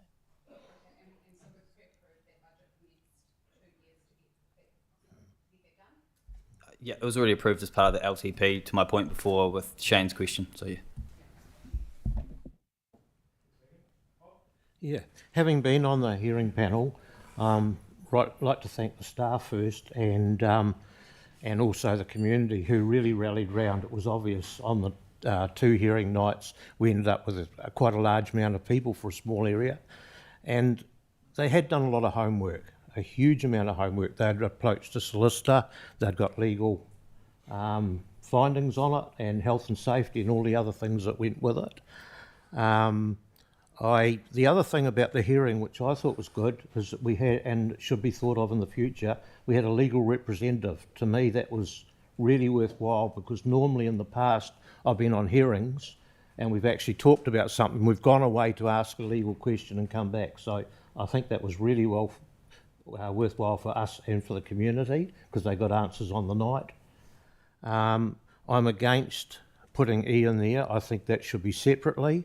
But remember, the funding is there. That money has been put aside for that pool in the long-term plan, and for different reasons, for demolition. But I don't see that it would make a lot of difference if, when the long-term plan comes along, that couldn't be changed to help the pool to go further ahead, because one of the things with them, they have had offers of other funding to match what they can get.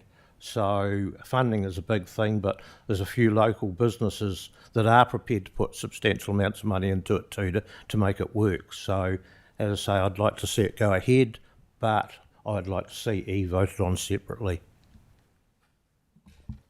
Cool. Lydia, do you have anything else you want to say? Yeah, just to address point E. As a right of reply, I think, we talk about this community getting the pool given to them. I think we need to consider the state that it's actually given to them in. They're not winning in this. This is the rock bottom of saving their pool. So it's not the ideal outcome they wanted, but it's the only outcome that they were going to get. And, I just think, is that what success looks like for them? Discussing funding wasn't part of the hearings panel remit, so they couldn't discuss that. They couldn't give a recommendation, but we could.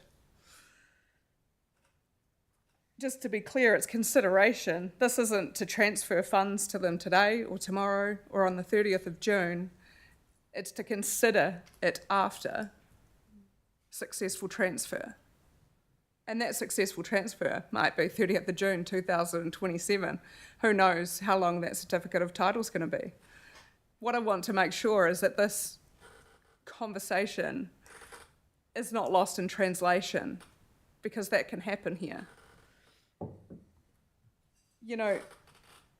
If we're talking about current budget line, and that I may have wanted to go through the long-term plan line by line, I'm not asking to hand the money over today.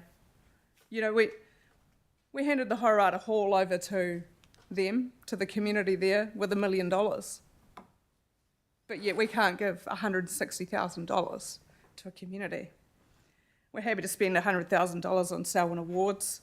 We're happy to host events like what kind of dog to get, or what do you want to put in your lunchbox.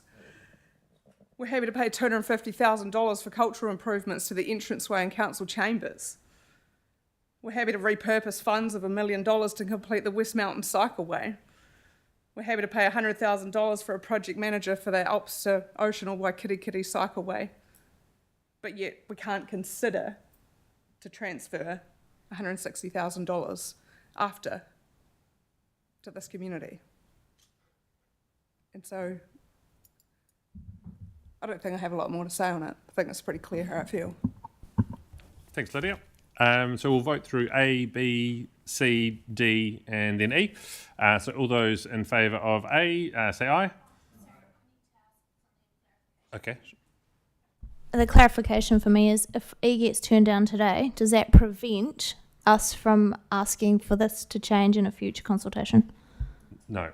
What E does, and this is part of the discussion today, is, and you can sense it in the tone of the conversation, it actually puts at risk everything else that has been agreed to by the community in your work. Because had this been up front at the beginning of the process, we might not have even got this far.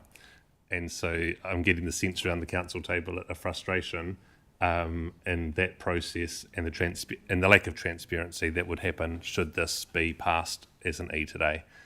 If it fails, though, as some councillors have raised, it doesn't change the opportunity for council to come back at a future date and say, now that we have transferred it successfully to the community, now that we can see that it's been run really well, then we have this fund that was held as a contingency that's now no longer needed. What does council want to do with it? And I would expect that to come back with some recommendations around what might that look like and then there could be proper consideration around it. So it doesn't disappear, it just means it's not part of today's decision. Okay. Is that clear for everyone? Great. So A receives the report. All those in favour say aye. Anyone against? Declare it carried. B approves transfer of ownership. All those in favour say aye. Anyone against? Declare it carried. C delegates to the Chief Executive. All those in favour say aye. Anyone against? Declare it carried. D approves the demolition of the pool in the event of ... All those in favour say aye. Anyone against? Declare it carried. And E, consider Sorry. transfer of the demolition funds. All those in favour, please raise your hand. It's just going to be easy to see. 1, 2, 3. And all those against, please raise your hand. Declare it lost. Thank you very much for the presentation and the paper coming to us today. The time now is 3 o'clock. We have got a couple more reports on our public agenda. I suggest we take a break rather than trying to rush through those reports before a break. So we'll adjourn the meeting and begin again at 3:15. Thank you.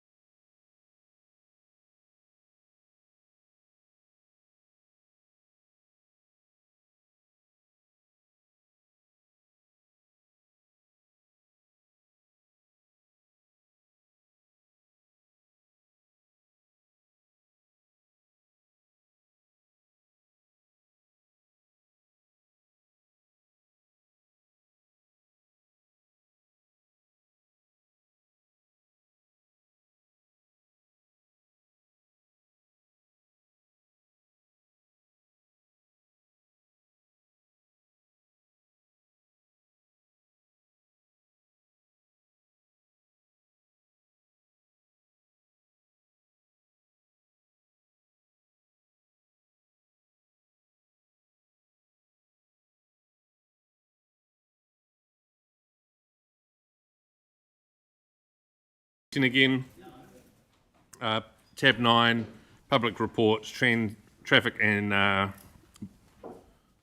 bylaw parking restrictions. It's written around the wrong way. Traffic and parking bylaw. Welcome. And I hand it over to you, Gareth. Thank you. Good afternoon, Mayor, Councillors. First things, before I dive into the report, I'm going to take the opportunity today to introduce you to the gentleman sat here, who's recently joined council. This is Steve Guy. He's our new Transportation Road and Delivery Manager. So, Steve, kia ora. So I'm pleased.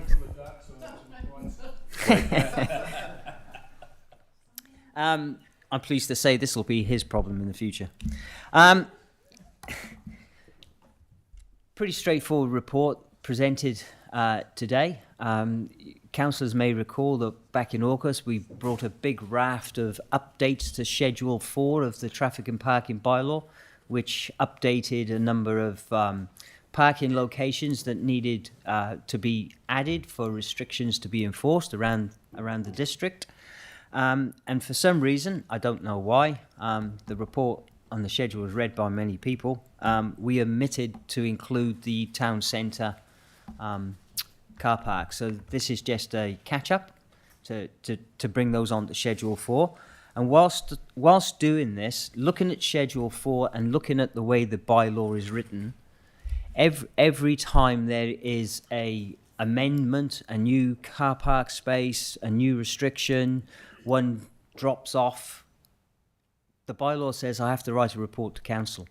So I propose it's a very operational issue, and I've put a recommendation B on there for council to consider, delegating the approval to alter, supplement, remove down to the Executive Director of Infrastructure and Property. Happy to take any questions if there are any on this. Anything people would like to raise on this? It's pretty... Okay. Deborah. Oh, no, sorry, Phil had first and then Deborah. Hello. Nice. I recognise your hairdresser. I just had a quick question about that Schedule 4. It says the traffic and parking bylaws. So does that mean that is every traffic and parking bylaw contained within that? The reason why I ask is that I'm not sure whether I'm comfortable about removing the oversight from councillors in terms of if we start to move into further away from safety and more into revenue gaining, and I think that we need to have oversight over that. It's something that council owns, and I think that I'm just So what's contained in that Schedule 4? It doesn't alter what you're talking about in terms of the bylaw. The actual terms and around the bylaw and the narrative in the bylaw, it's still council oversight. Schedule 4 is literally just the schedule of designated marked parking spaces. So the town centre ones, the HQ building, etc. It's not on-street stuff. I understand. Thank you. Yeah.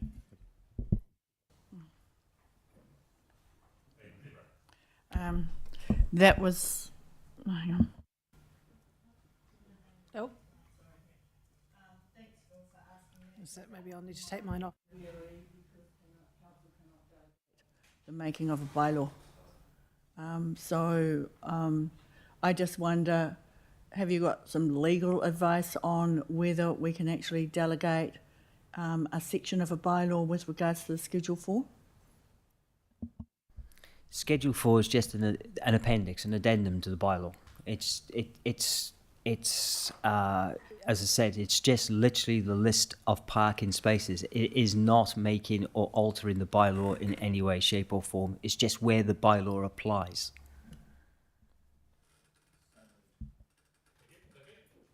Yeah, so kind of a two-part question. I'm okay with A, obviously. In terms of B, does that mean that when we choose to put parking restrictions in places in the future, is that something that will happen purely at the operational level, or will it come to council for discussion before that happens? Operational level, councillor. If you build a new car park, or you build a new community centre with a car park, and the compliance team are going to enforce parking restrictions there, we just add them to Schedule 4. We wouldn't bring that to council now. Okay. I'm going to sound like Deborah now. Do we have a policy around that? Around where you would put parking restrictions, just as of default?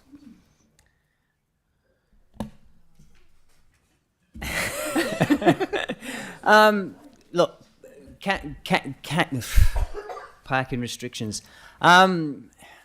Not my area. That is probably delving into the compliance team area, and I'm looking to Bob across the back there. Parking restrictions that council have, apart from the town centre, are not timed parking restrictions. There needs to be some enforcement you will see in this building. I guess in most car park locations we've constructed is fairly common sense stuff. That's fair. I'm just thinking that might be something, and I don't think it's a policy that governance should be doing, but it's probably something that should be developed internally, just because then at least you know what you're following, and if things change, then you know where you sit, basically. Replicaging that thought, that's essentially probably highly likely to be part of the design process of the facility or the car park that you built, and that would come through the design process, and whether there was a working party, consultative process, whatever. Yep, no, that totally makes sense. The other question I have is, because, as you mentioned, this kind of came to council a while ago, and we knew that it was coming for quite some time. Until right up to today, so we know that there are problems around Rohutue, for instance, with people parking for too long. Is our parking enforcement officer able to issue tickets at the moment, or has that been waiting for this process to happen? Correct. So far, there's been no legal tickets issued. So after today, there will be. They can do. Okay. Hopefully. I know that this has been a source of great frustration for a lot of the tenants in the buildings around it. So obviously can't turn back time, but I guess if B particularly means that will be sped up in future, and we can give people a timeline rather than, hey, we're putting the painting up and we're putting the signs up, and then actually nothing happens for months. Then I'm all in favour of that. Because, yeah, if you need a restriction, then you want it there.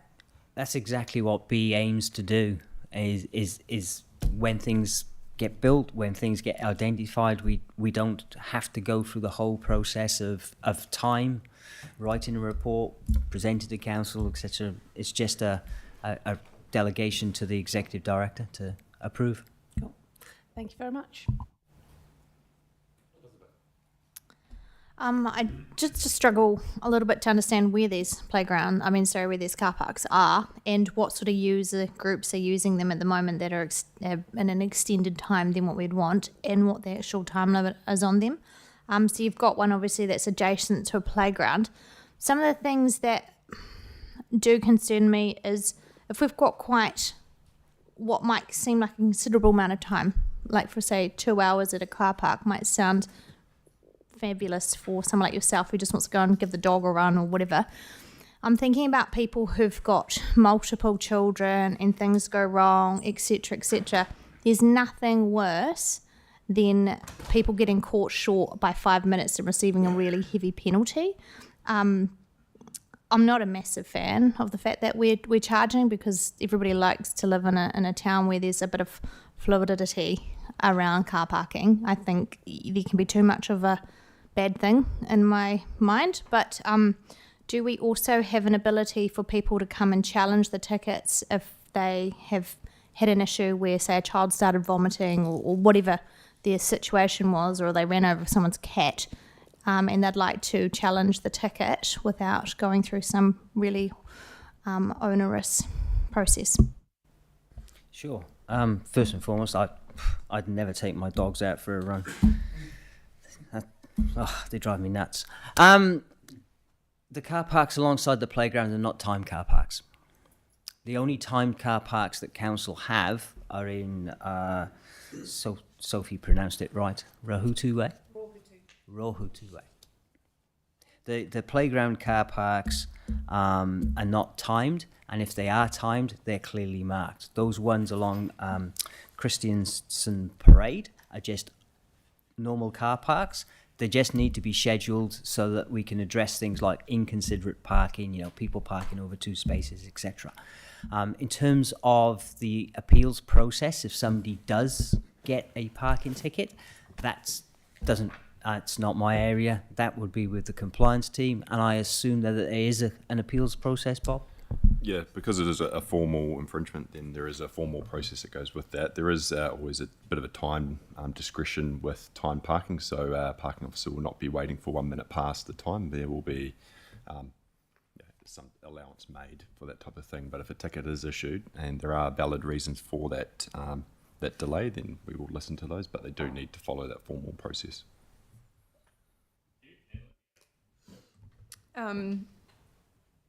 Is there a simpler way to do this for Schedule 4? I believe you might actually, I think I've heard a slight quote from you at some other stage around Schedule 4. But, I mean, I had actually asked the Chief Executive if we could review this at some stage, and that was probably 12 months ago, so I don't know where that is.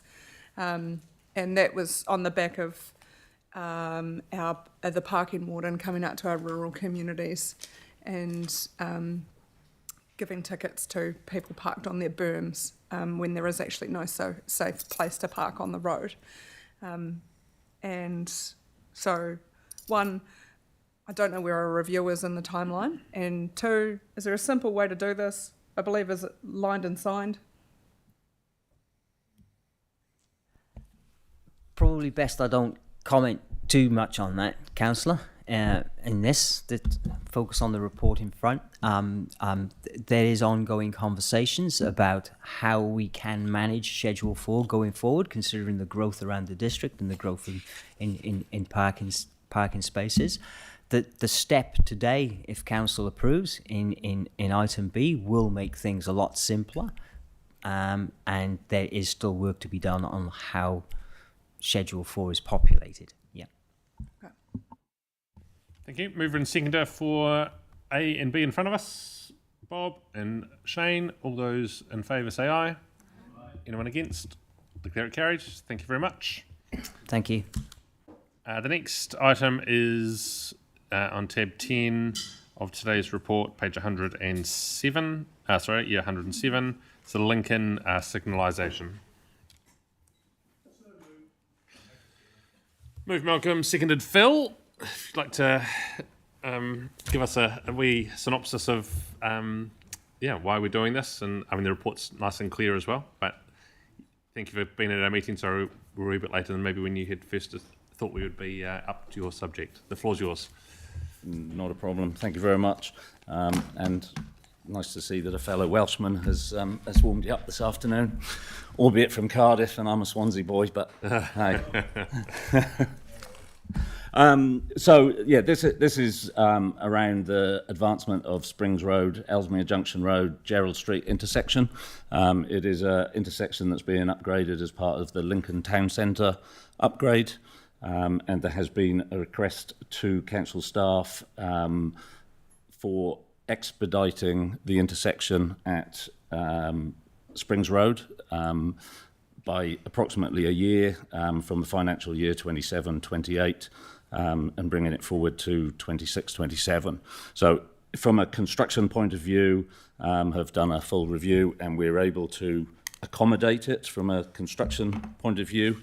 It will mean that a slight phasing change, meaning that Vernon Drive would go second in the queue.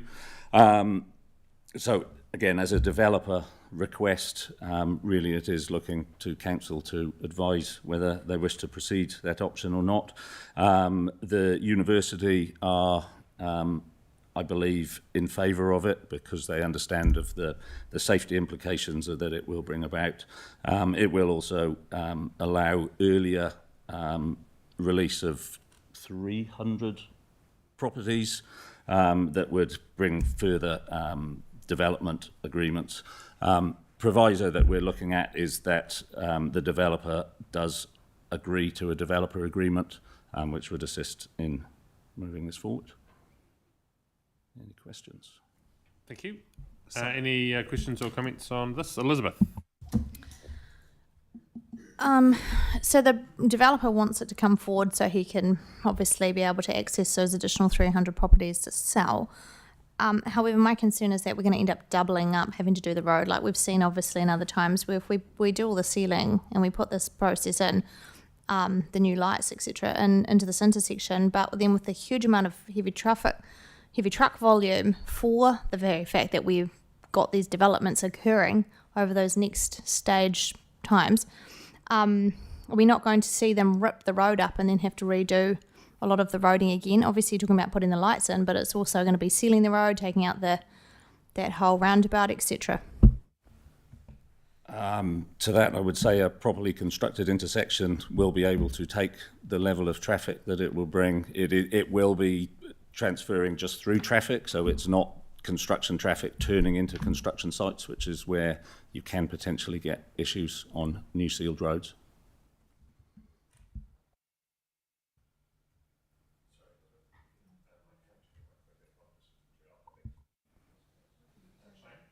Yeah, thank you. Well done.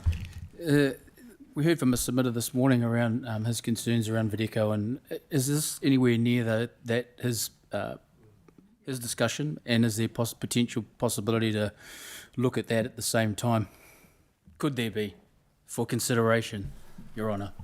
So for this paper, the staff was looking at a rather narrow scope, so really looking at exchange of stage 2 and stage 3 for the Lincoln Town Centre project, that is the Vernon Drive versus Springs Road. So on the staff side, we look at the financials, that is say what if we move one part forward, move one part backwards, so those cancel each other out. So financially, it would have no financial impacts in the long-term plan. But if we want to consider the other intersection mentioned in the morning, then there are additional consideration to be taken in terms of financials.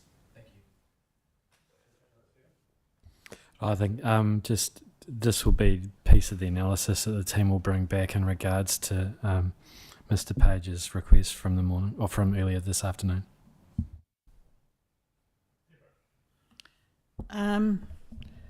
Thank you. With this developer wanting to bring his development forward, does it impact on any other development or developers that we actually have that are sitting there waiting for their projects to be brought forward? I'm thinking of the funding that we have to supply for our long-term plan, and given, I would like to suggest that, you know, these traffic lights are 100% funded because they're an upgrade for growth, but there's always the level of service argument about the existing community wanting to use that facility as well, and we won't get started on the OPEX costs. But can you actually give me surety that we aren't setting a precedent here through these development agreements that are going to impact A, on our ratepayers, and B, on other developers waiting in the wings to have their projects undertaken so they can sell the sections and pay the money back to the bank as quickly as possible? Well, as the report actually details, this is one of the matters for your consideration today, that this could actually do such a thing in terms of setting a precedent, and the fact that other developers could approach council and say, well, our developments are pending further council upgrades, And I know of a couple in Rolleston that are sitting in that situation. And yes, they could indeed say, well, we'd like council to bring forward the funding for these upgrades and undertake these sooner than what's in the LTP. As the report references, when we put together the CapEx program for the long-term plan, we do our best to try and make sure that we time our upgrades with what would be sensibly seen as when new developments come online. But we do get situations, and this is the perfect example, where a developer is approaching us to say, well, we want you to bring this forward and construct it earlier than what you have funded and programmed in the long-term plan. Again, with this project, as with all the others in the long-term plan, they fall under our DC policy, and we are collecting development contributions on them for the growth component, so that's all taken care of, fortunately. But in this case, it is going to be 100% funded in terms of what's in the LTP.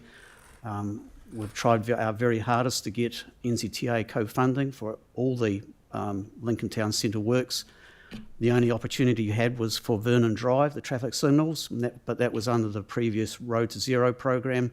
And as you know, with the new government and the new GPS, all that went by the board. So we're not even getting co-funding for that.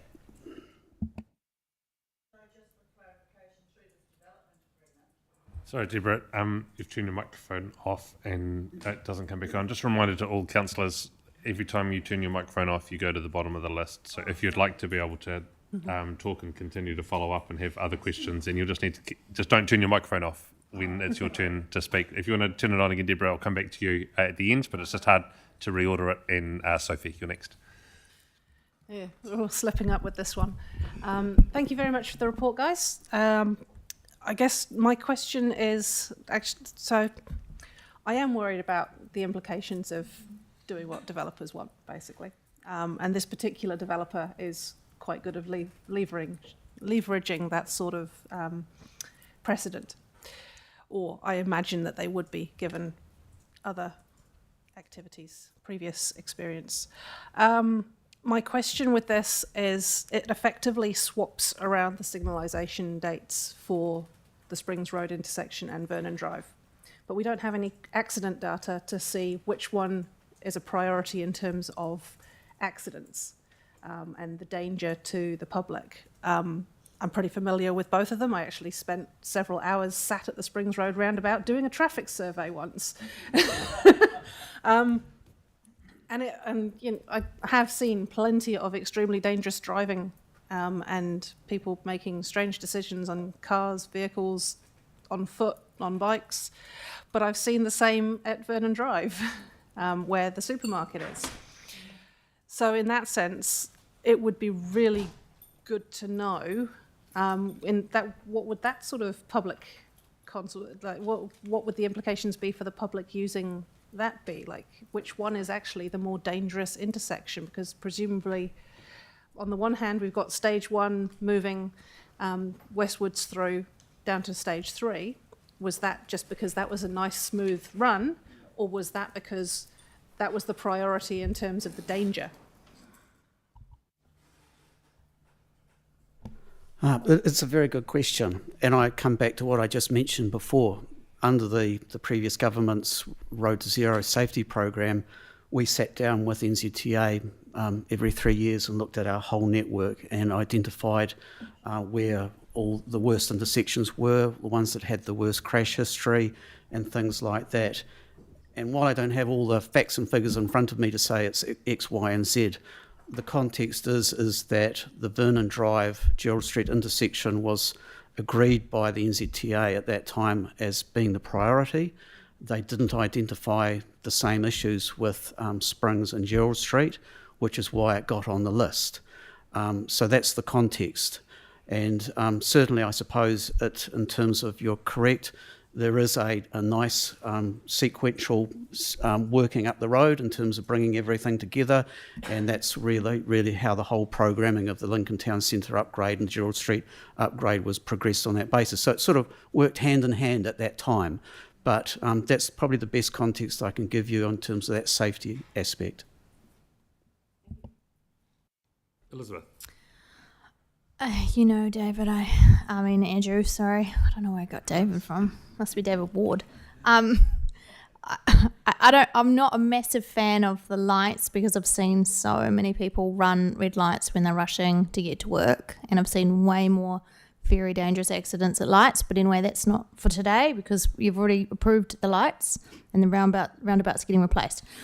My concern is in terms of, at the moment, the structure of Lincoln, even the detour routes that we're having to take because the Springs Road works, we're now finding every time we go on to a new route, there is more roadworks being done on these alternative routes. So it's getting very difficult. Are we able to be a little more sequential in how we plan it? And if you are doing the work on this intersection upgrade, which is, as you mentioned, was a bit of an arterial route, that intersection, where is the detour going to be moved out to? And are we able to ensure that the detours don't also have roadworks at the same time? Because our communities are getting a little bit frustrated, so we're going to have to be very careful about the time that the contractor is wanting to do his work at his end of Springs Road versus the time you're going to be wanting to put these lights in. And how long is it going to take for that whole light intersection to be finished, done and dusted? So again, very good questions. We would need to go through the procurement of the contractor to make sure that we are aware of the time. So we've got to get to a point where we've got the timeframes. I would envisage that we'd be looking at doing some ECI work with a contractor once we're well through stage one and start working how we work those things out and how we work on what the diversions look like, how we make sure that we keep traffic flowing. Personally, I'd prefer to work on how we do works in a way that we can enable at least one-way traffic and work how we go. But then the other school of thought is we do the shock and awe approach, and you go in and you hit it really hard, really quickly, do like the super weekend, again, Levi Road, reasonable example, but we're in a more rural area there, and there are ways and means that we work through doing them a lot quicker and actually doing it. So I'd envisage if a traditional build might take 9 months, 8 months, depending on the extent that we go to, and you could expedite that in 6 weeks, maybe less. So it is a big thing. Once we have got planning locked down, we would be working with Gareth's team and the traffic team to make sure that any detour routes that we have don't have any traffic, any roadworks approved in the period that we're working on. It is just all a big jigsaw puzzle at the moment on how we put it together, which we're working hard on at the moment. Oh, kia ora. We're talking about my part of town, right smack bang where I live, so something that I care about. And although I care about the whole district, but in particular Lincoln. So I had a very similar question to Sophie, is that the part that's missing in the report is about safety over Vernon and Springs, but what I'm not quite clear about is Vernon funded, or have we lost all funding now? So yeah, my understanding is there's no funding. Okay. There's no NZTA co-funding, so it's now fully funded by council. Yep. Which we've put into the long-term plan, so it's still going to be done. Yes. And so if from what my read of the paper, then we're just switching them both around, and you've gone on to say that to avoid precedent, to make sure that this happening from a developer request perspective, to look at all of the benefits and that this can provide to the Lincoln community and Lincoln University, but it's quite hard to understand what those benefits are if it might be causing a major risk with that Vernon Drive not being done quicker. Yeah. And so as much as I would love to encourage good decision making, a big part of it's missing.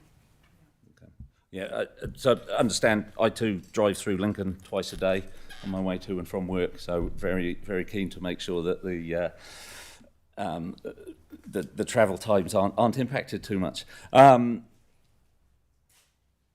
It's an interesting one. My key thing for the pros and cons, the biggest con is what has been taken out in consultation and in everything that we've talked about is the sequential approach, which would indicate that Vernon Drive is done before Springs. From a construction point of view, I believe there may be some benefits to changing it around for helping traffic flow while we build Vernon Street. But they are just still things that need to be worked through. The big issue that I see is there is the potential of setting a precedent from making this decision. So in terms of the benefits, there are mostly two parts. One is safety, but the other, in terms of considerations, is the traffic flow. So we have looked at the safety data already for the intersection at Springs Road. Yes, it is a low-risk intersection, but on the other hand, its traffic flow situation is quite bad, and with expected growth in that area, we're really expecting that the traffic situation over there becomes the main consideration.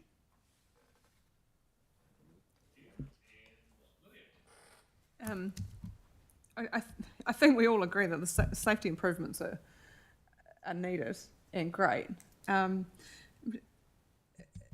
It's the same line. I'm just trying to understand a little bit more, and I also feel like there's a bit of information missing out of here, because if we say yes to this, there's an increase of another 300 sections with something that we're not ready for, and I'm struggling with it a little bit. But my question is I know that it's 100% funded, but what percentage of it is DC funded?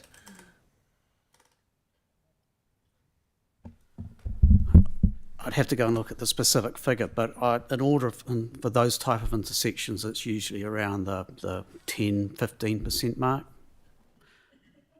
But that is related to the growth component that we calculate through our traffic models. So we've had this conversation before, and I know it's always a sticking point with council about how much DCs we can apply, but we have a legal requirement to stick to a formula, and that is what it is.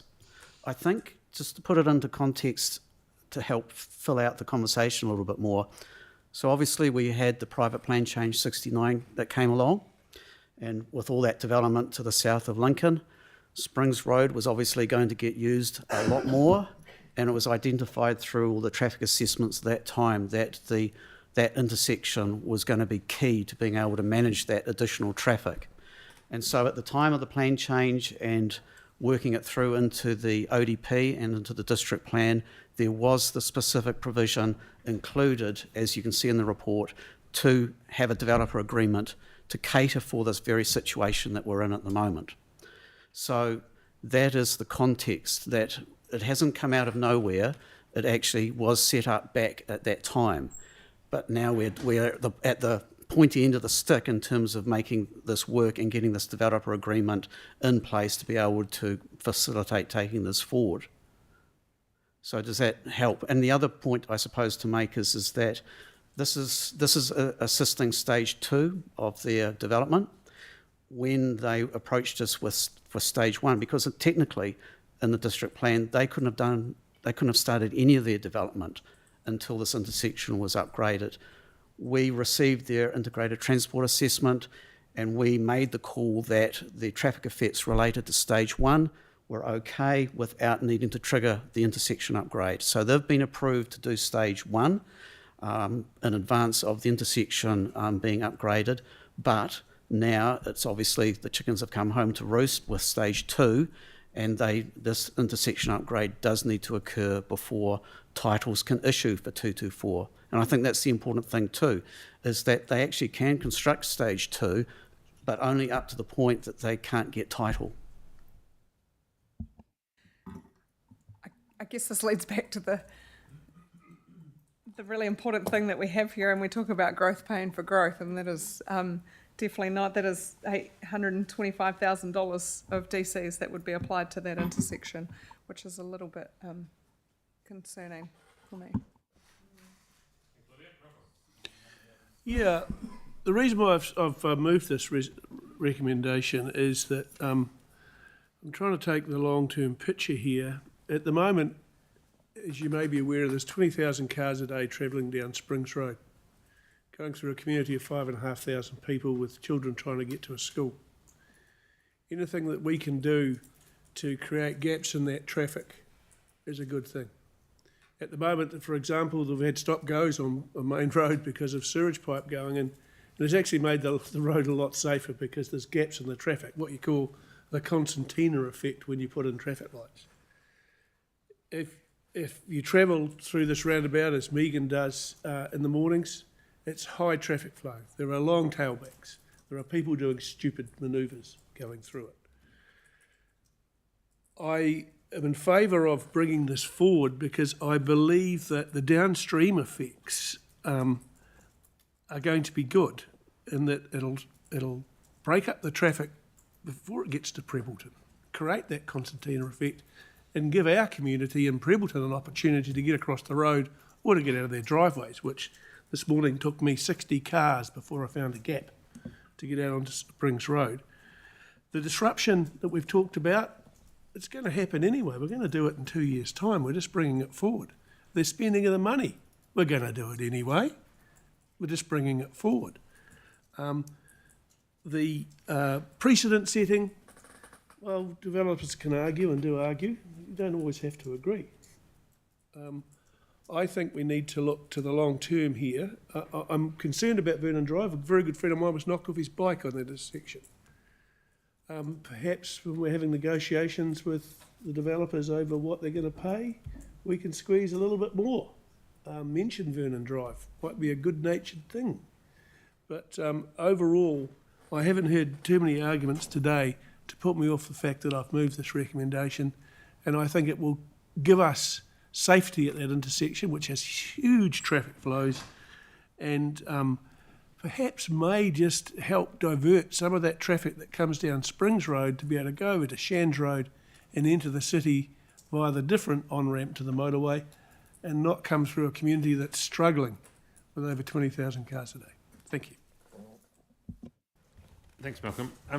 Has there been any offer by the developer to fund twice as much DCs as what they were considering, or thinking about any other contribution, perhaps to some other land that might be required for other intersections that they're involved with along State Highway 1 and the Walkers Road roundabout? Or has there been any other, is this just a request that's purely about please bring our project forward, or is there some give in the request from them? The short answer to your question is no. The only thing they have offered is to finance the interest costs in bringing the funding forward on our long-term plan.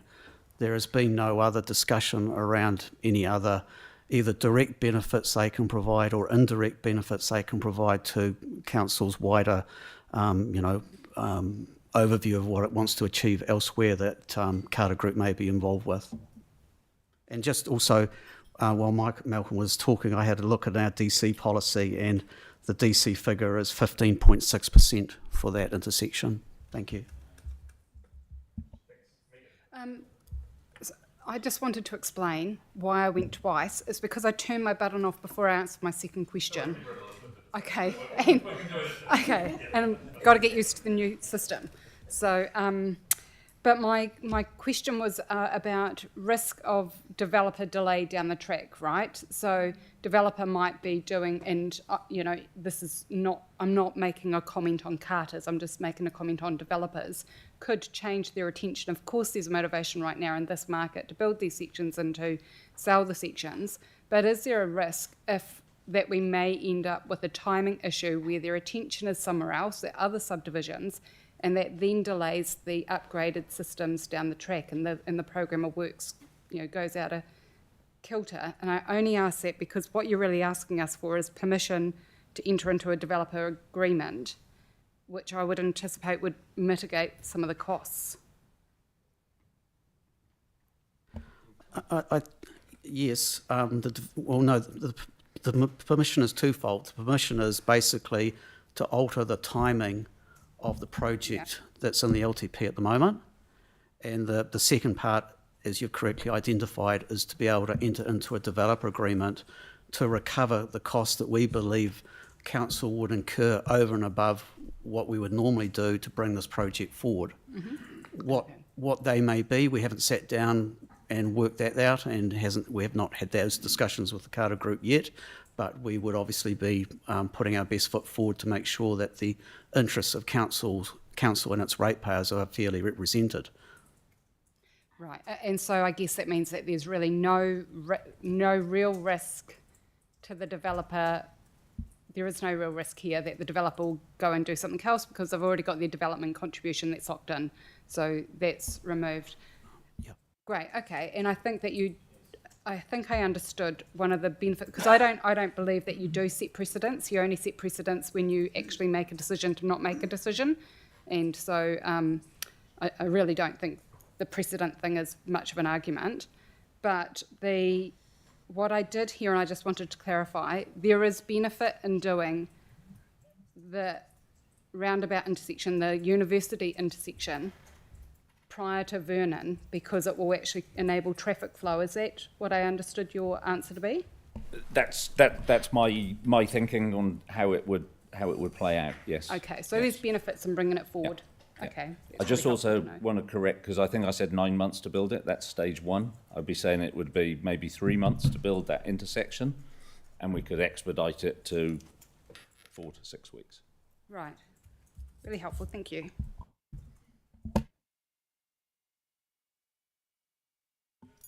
Oh, Lydia. Oh, sorry. Apologies for having a second go to. I guess it's around satisfactory development agreement. Will we see that back here, or is it's just approved and done for staff to work through?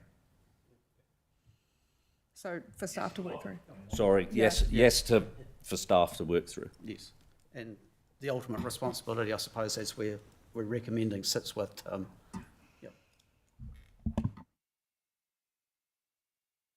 And so the developer agreement might include them paying double the development contributions?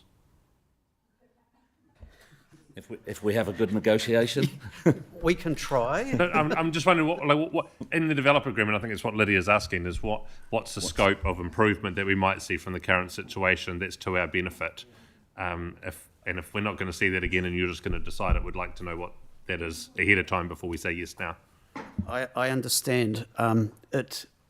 From our perspective, in terms of keeping it on the straight and narrow, it is actually those tangible and justifiable costs to bring the project forward. It's not bringing in other things that we may think would be nice to have, and certainly there are lots of things like that, but really from that perspective, that's where we're coming from. Okay, let's just vote on A to begin with, because we'll receive the report and then we'll move through to B, and if B is successful, we'll need a C and a D. A, that we received the report, it's been moved and seconded. All those in favour say aye. Anyone against? Declare it carried. B, that we approve shifting the Springs Road roundabout intersection forward. All those in favour say aye. Anyone against? I'll do it by hands because it's going to be easier to know between sounds and hands. So all those in favour of shifting the timing, raise your hand. 1, 2, 3, 4. All those against? 1, 2, 3. Oh, Phil?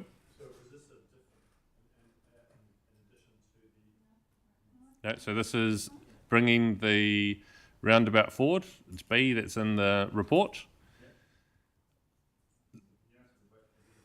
Yeah, so all those who support bringing the roundabout project, the Springs Road intersection improvements forward, raise your hands. 1, 2, 3, 4, 5. And those against? 1, 2, 3, 4. Declare it carried. And C, that we delegate to the Chief Executive Infrastructure and Property to make it happen and develop and work on the anticipated Dev L118, the Lincoln 8 development area, and the operative district plan, and also D that's in there as well. All those in favour say aye. Anyone against? Declare it carried. Thank you.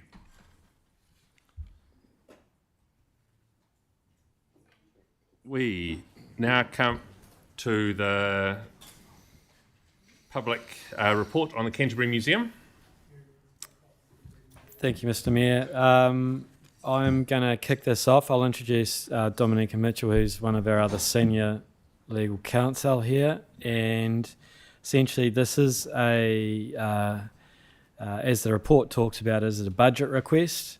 We've identified a number of options for the council to address the budget request. I'll let Dom talk to the three options. That is the key decision today. The other point to note is that because we now have a degree of clarity, that we will commence the recruitment of the Selwyn District Council appointee to that trust as well. So that is just a noting. But I'll pass over to Dom. Thanks, Steve. Kia ora. So I will take the report as having been read. The context here is that Selwyn District Council is required under legislation to pay operating levies to Canterbury Museum. It had budgeted in accordance with previous annual plans that had been set and fixed by Canterbury Museum Trust Board, and in November an indication was given that there was going to be further increased requests to that capital development plan for the redevelopment project at Canterbury Museum.